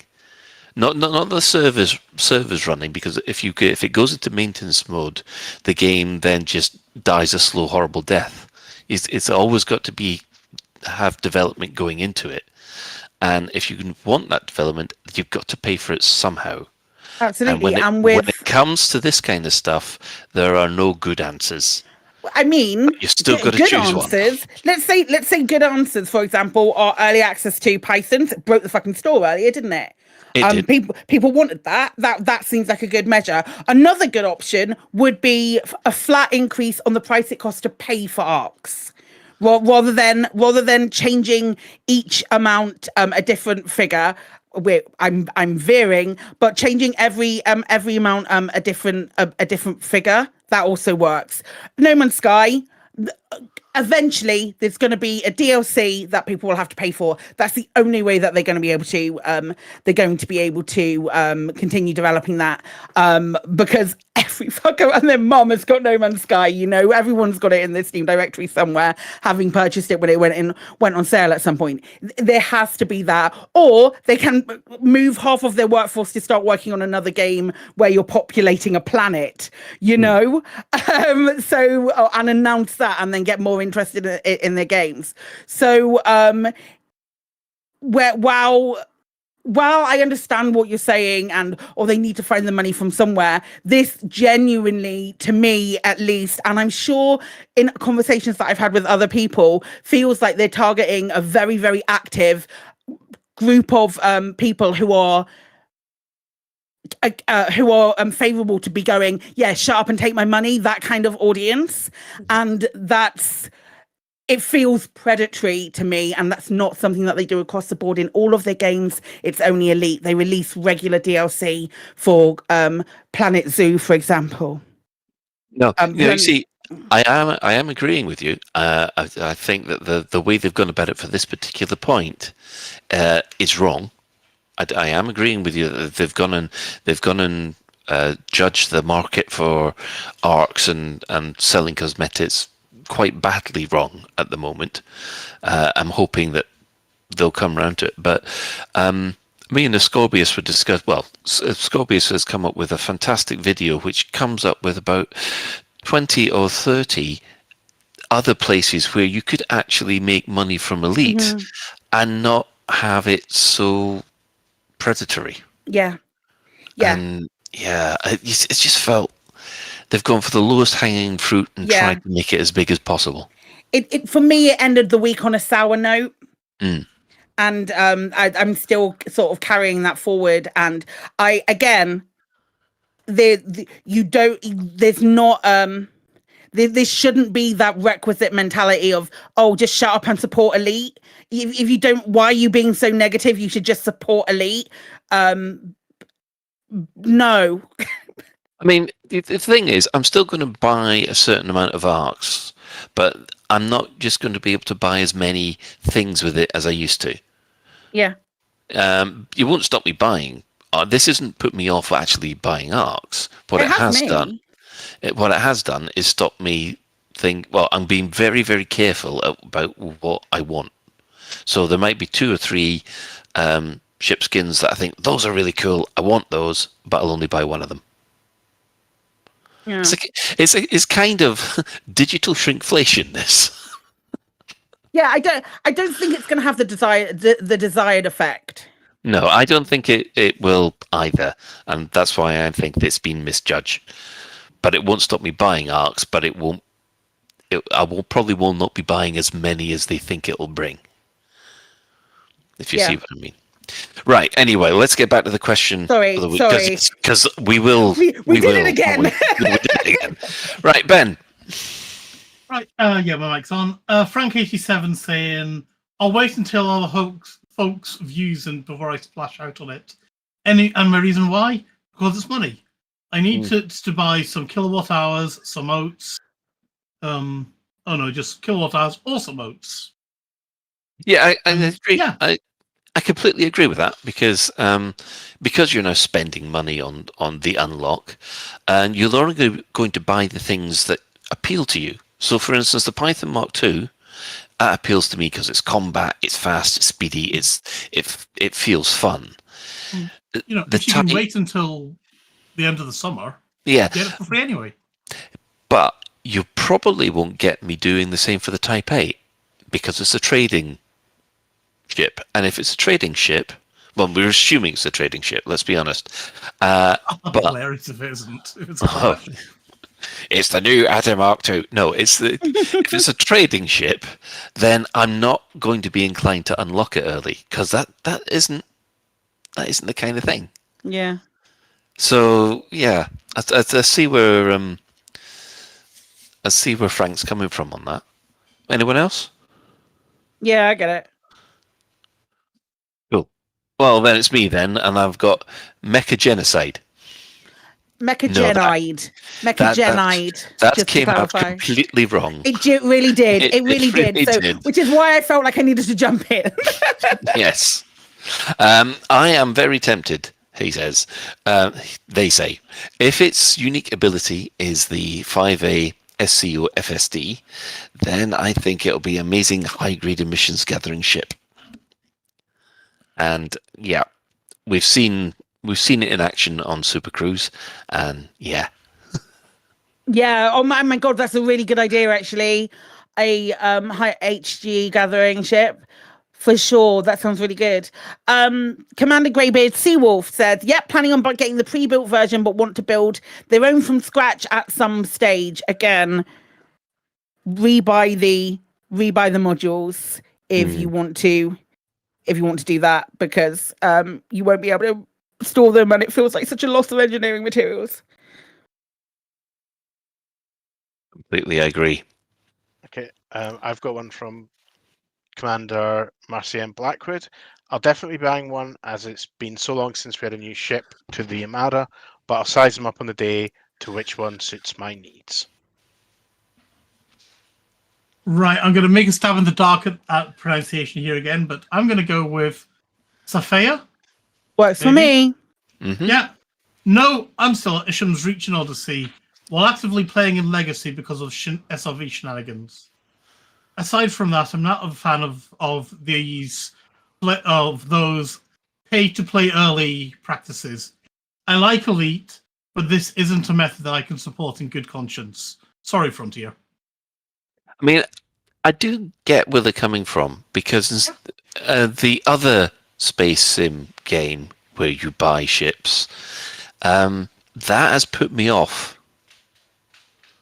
Because it just feels that definitely to me does. I mean, I know you'd argue with me, Ben, but it does, because the game hasn't been released yet. That does feel like pay to win, because you can just buy the big ship.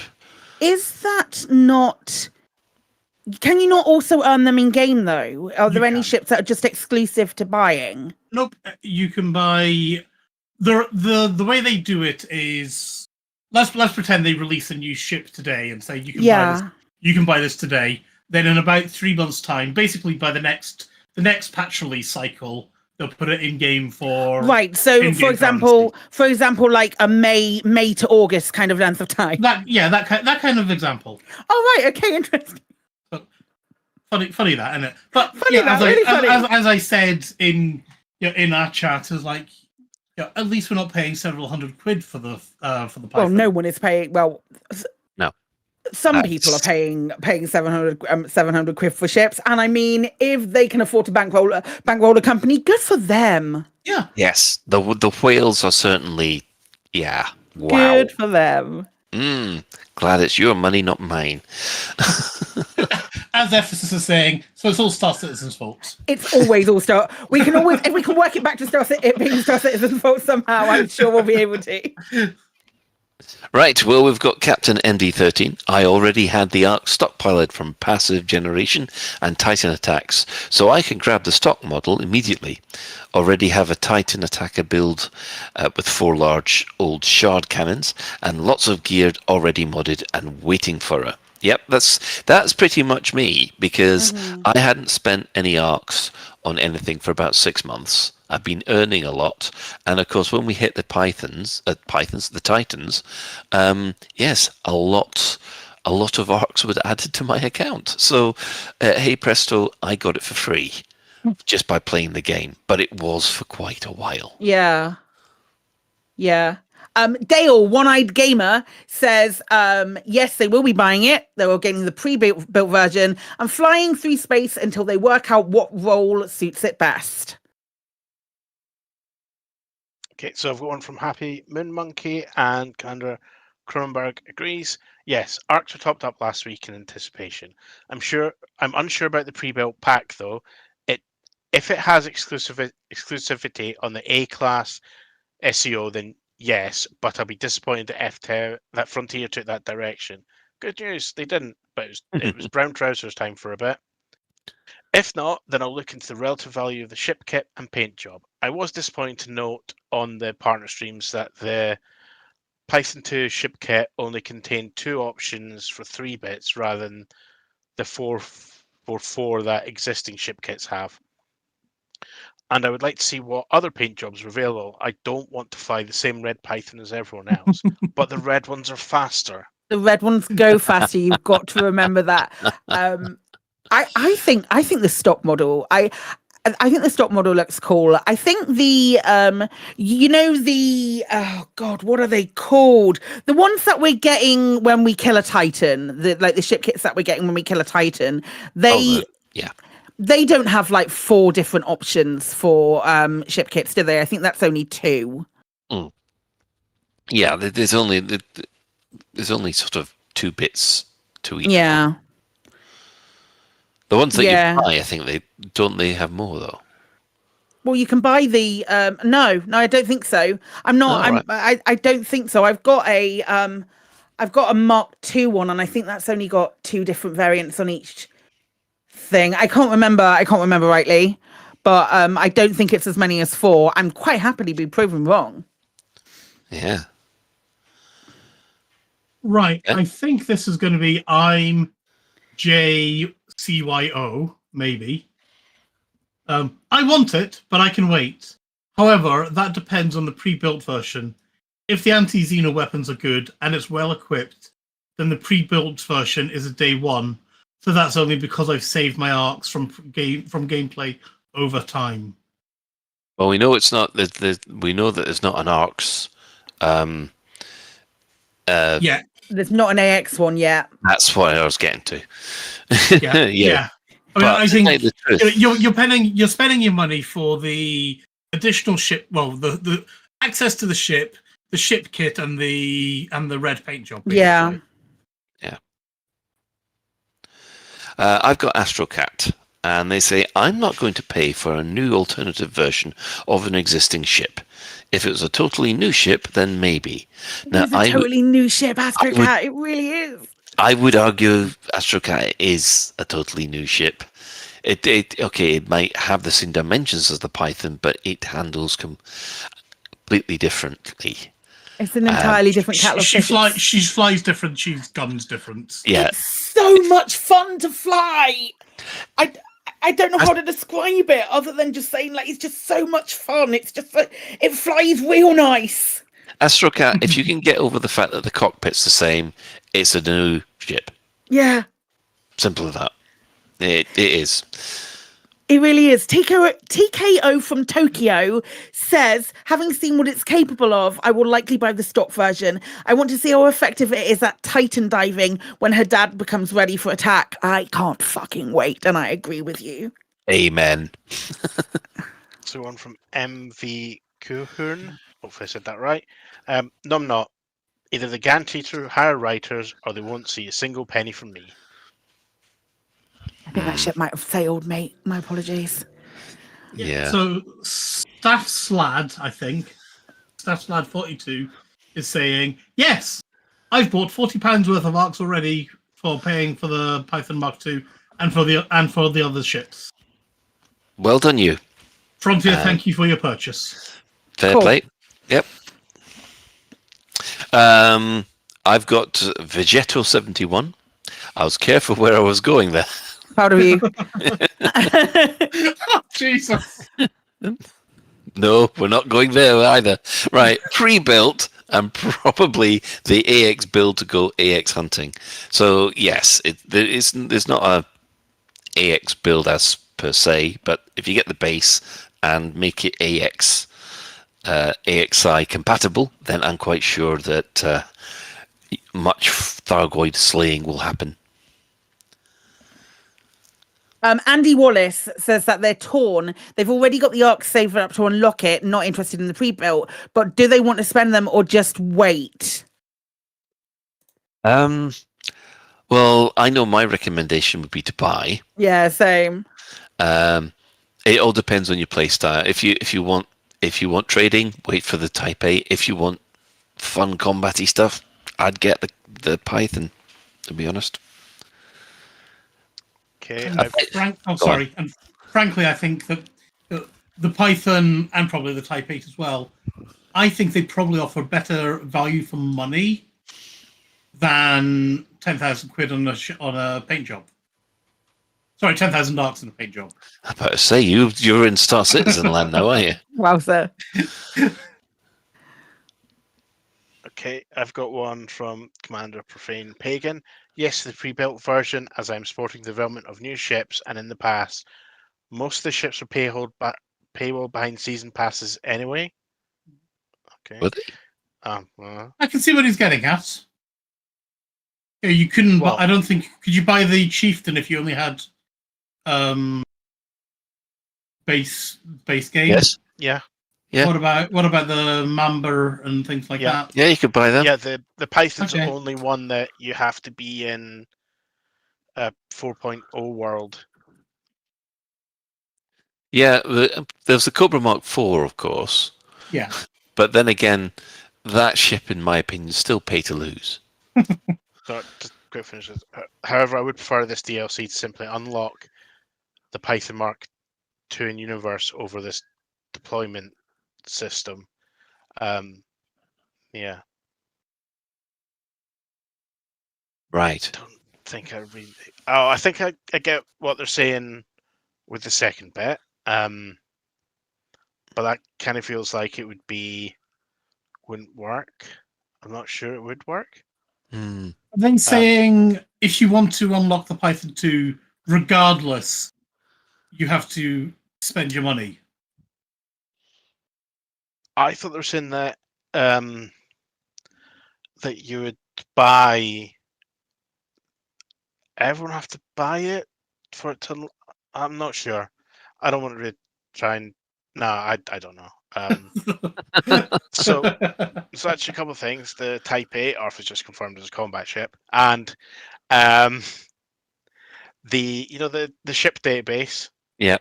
The Cobra Mark IV doesn't exist in the ship appear in there. database. Therefore, it is a mass delusion of every place. Elite, the Cobra Mark IV does not exist. I love that. I love that You've just idea. seen a Cobra Mark III and with some swamp gas in front of it. And always looking to the nice men with this black suits and ties who have the shiny pen. Wild. That's it. That's for me. So, gaming snips and bits is saying. Have I said that already? Yeah. No, I haven't. No, you haven't. You keep going. I'll be picking one up. Going for the stock model as tinkering with a new ship is one of the best bits in game. I completely agree with you there. It's always fun building a new ship out. Mm-hmm. You want to finish that, Ben, or are you going to finish it? Oh, was he? Yeah. Oh, yeah. Sorry, I just noticed the paragraph, but getting it But because the I old like man a full put his hanger. reading glasses on. Getting it because I like a full hanger. Plus, I'll need to do a video review of it at some point. Maybe sooner, maybe later. On the fence there, then. I think probably sooner. Probably sooner, yeah. I got Silas Resi. Not for me, because I'm holding up for the Cobra Mark IV. And a half. Oh, please don't let it be the Cobra Mark Oh, that would be IV. hilarious. The Cobra Mark 5. It definitely won't be. We're all good. Gaz Ubermick says probably purely because Frontier's price changes have made my stockpile of Arcs somewhat worthless. I shouldn't be laughing. I don't mean to be laughing. I knew I liked you, Gaz. I'll say that again. Probably purely because Frontier's price changes have made my stockpile of Arcs somewhat worthless and would rather spend it on a Python Mark II when compared to the 25.5k the weird Baymax suit costs. Oh my god. How much is that? That's 12.5 quid, isn't it? No, it's more than that. 20. It's works out about 18 quid. It's more than Odyssey. Oh, bloody hell. Wow. I do. I mean, do you guys think that with the prices of the Odyssey cosmetics, this has been in the cards for a long time and they've just... No, because prices of Odyssey cosmetics were 16,250, which made sense for like a bunch of different accoutrement that you could dip in and out with different ships. There's not a fucking chance in hell that I would buy a suit purely for the helmet like I have done historically now. Yeah. Okay, I've got one from Commander Straya. Both packages seem tempting, especially for something ostensibly meant for combat/PvP. Lifetime insurance on the hull and as many A-grade modules as possible definitely sounds good. We'll need to weigh my wallet when the time comes. Fair enough. Although the minute you start upgrading the modules, you don't have the lifetime insurance anymore. Well, no. You're in a funny situation, aren't you? Because you've got it for the base ship, but not for the module you replace. Is that right? Yeah. Yeah. So Commander Marina Oatmeal is saying, "I'm putting my money where my mouth is, and buying the pre-built Mark II. I'm curious to see how it performs out of the gate, at least until I turn into an anti-Xeno glass cannon. Little concerned about the PP/PD. Power play / No, power distributor and power plant. Yes. But I'm also wild when it comes to some of my anti-Xeno builds. We'll see. Yeah, because you can tell it's a Python because it's still limited in some ways. Yeah. So I've got Amet, and it goes 1, yes. 2, stock model. I've got 21 billion creds. I can buy my own ship. Isn't that nice for you, Mr. Moneybags? Like the Cobra Mark IV, I'll just be a proud owner. Oh, God. Do you not have 21 billion credits, Colin? No. Okay, I won't tell you how many I have. Legally Tired has said that the answer is yes. Felix Cutie said, I will buy one of each of the ships sold by ARX. Not that they are wonderful or that I have any intention of using them, but I hope this way that Frontier will start to actually like money and give us even more ships and other new features. Okay. I mean, I think the pre-builds are good value for money. Yeah. And so the one thing that I can agree with. Yeah. I agree with you on the pre-build. The pre-builds are a good thing. Is a good way to generate revenue. But for sure. Let's move on. Yeah. So Cheb's Will saying, I'm going to get the stock model and see how it works as a carrier-based planetary explorer. The Super Cruise boost should make it quick to fly out from a planet and onto the next. Also, traveling across large systems a breeze, so landing on all the planets in the system will be much quicker. Its big landing footprint may be a hindrance, but we'll see. No, I must admit the fact that the new drive can you launch from a planet and you just hit the boost and you're away from that planet. So good. Godsend. I thought, of course, we can shove that onto everything else. We just wobble around a lot. Yeah. Yeah. I have Buxton. That's it. No commanders, just Buxton. So probably going to get the stock model and see what that's like for killing Thargoid scouts.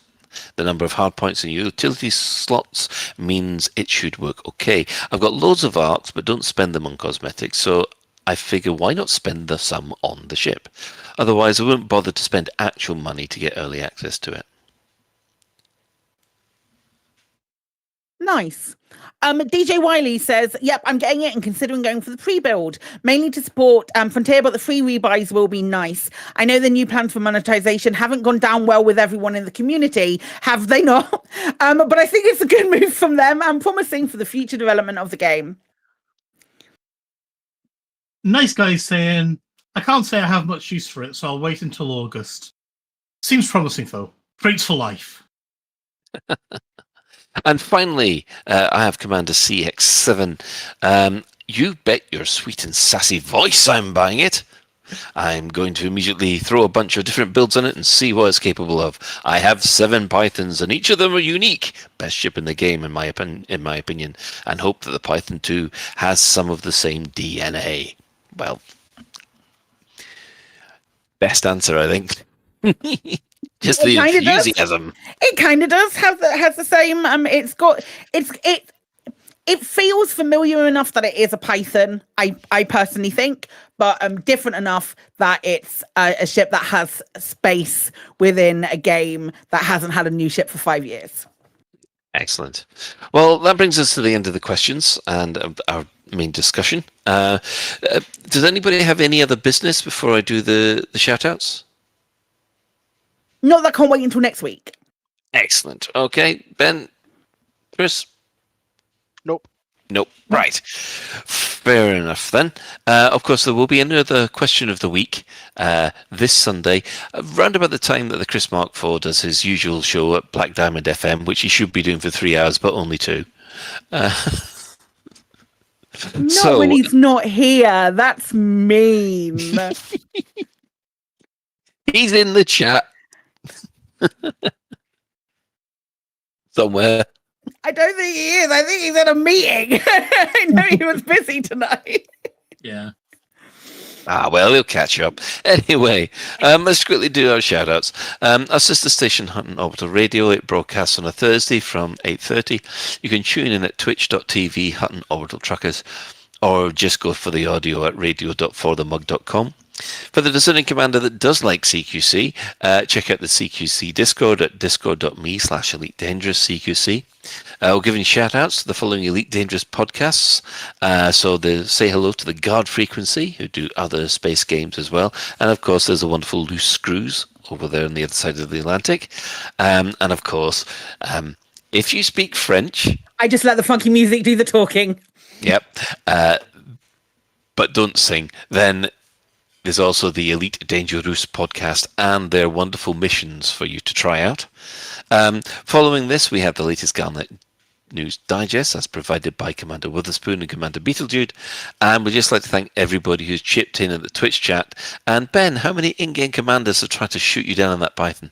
Nobody's been shooting, but then I have been hugging the station a bit, so it might be awkward. But I've been joined by Martz Gameu, possibly sounding a little bit French there. Commander Siberius, Andy Sharp 42, William Solo, and somebody called Little Biggin's been around. Sounds cool. Right. With that, we'll also say special thanks to Commander Tokuso, Jay and Trax, and Alan Stroud, who have all created music that we use in the show. So that is it for this episode of Lave Radio. If you'd like to get in touch with the show, you can find all the contact links in the home/contact us menu of the laveradio.com website. Do let us know if you have any questions or if there's anything you'd like us to discuss in a future episode. Lave Radio is recorded live on a Tuesday evening at 8:30 and streamed out at laveradio.com/live. So thanks to Claire. Thanks for the birthday wishes, you all. Hey. It's been a nice birthday, even though I've been here for 2 hours. It's been nice. It's been nice because you've been here for 2 hours. In spite.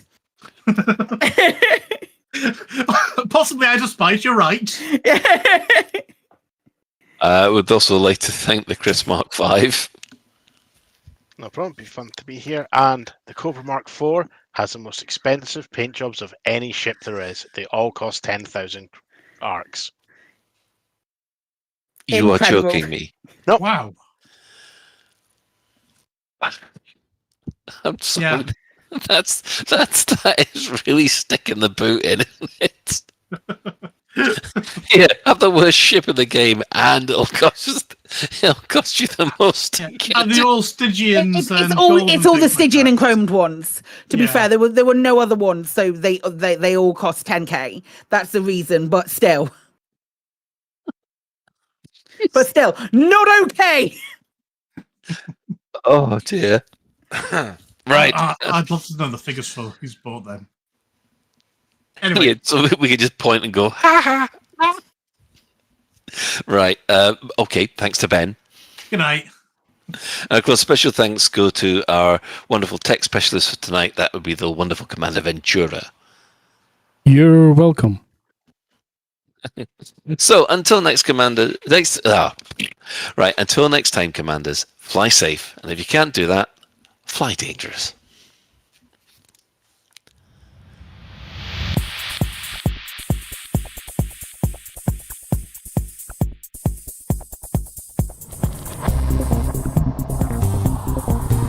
Is your life like this? Sounds like someone having an orange inserted.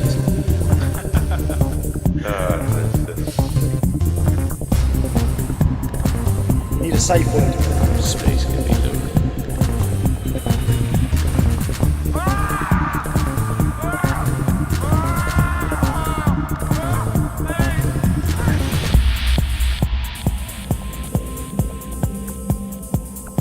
I'm going to see the galaxy.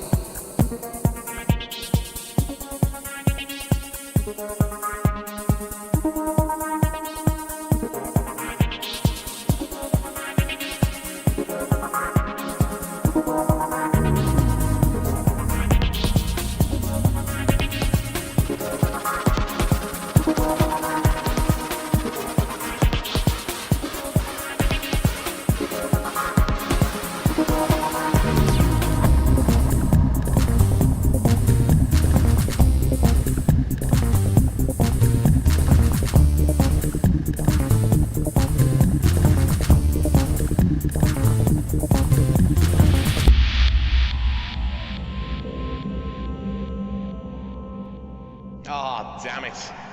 No worries, guys. Hold the fort for 2 seconds. I'll be right back.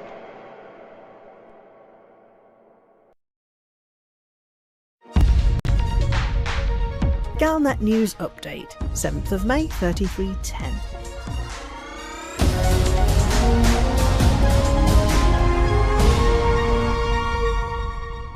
The Python Mark II is available for early access, but the big news is that the Achilles SCO-enabled frameshift drive now beats a fully engineered Sirius frameshift drive on all counts.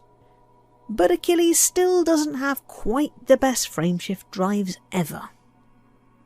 Along with a trio of 25,500 ARCs pre-built ships for commanders starting out as asteroid miners, AX combat pilots with a death wish, or explorers, the Python Mark II is now available in 2 flavours: the Stellar pre-built combat model with spoilers and a paint job for 33,000 ARCs, or a vanilla model you need to build yourself for 16,520 ARCs. This cheaper purchase is the one you want if you just want to unlock access to buy your own Python Mark II before the general availability date of 7th of August. The pre-built ships have one useful characteristic: the rebuy for the fully kitted out ship is free. This means as long as you're happy with the loadout they come with, you can transfer them instantly and for free by selling them at the remote location and redeploying them at your local shipyard. The loadouts are typically serviceable, but they're definitely not the ultimate configuration for any of the selected activities. The Achilles Super Cruise Overdrive FSDs are available for everyone to buy now, and you don't need to have bought a Python Mark II first. They come in all sizes and grades, and after a bit of tweaking by Achilles Aerospace engineers, they are now superior in every way to the Commodore Garden Sirius FSDs that we've been using up to now. A fully engineered Achilles FSD gives a longer jump range than the equivalent Sirius model. Sirius CEO Lee Yong-rui is reported to be displeased, and even if you think you'll never need the overcharged Super Cruise, you might find you start getting used to having it available. Achilles has made adjustments to reduce the heat output of the model, making it slightly less terrifying to fly. The only frameshift drive that can marginally beat the Achilles FSD's jump range is the pre-engineered FSD version 1 that can be purchased for materials at human technology brokers. The pre-engineered FSD comes with both increased range and faster boot sequence, which slightly lowers the module's mass. Once the Mass Manager experimental effect has also been added, you can get about a quarter of a light year more range than the Achilles FSD. But you don't get that awfully convenient 5,000 times the speed of light Super Cruise.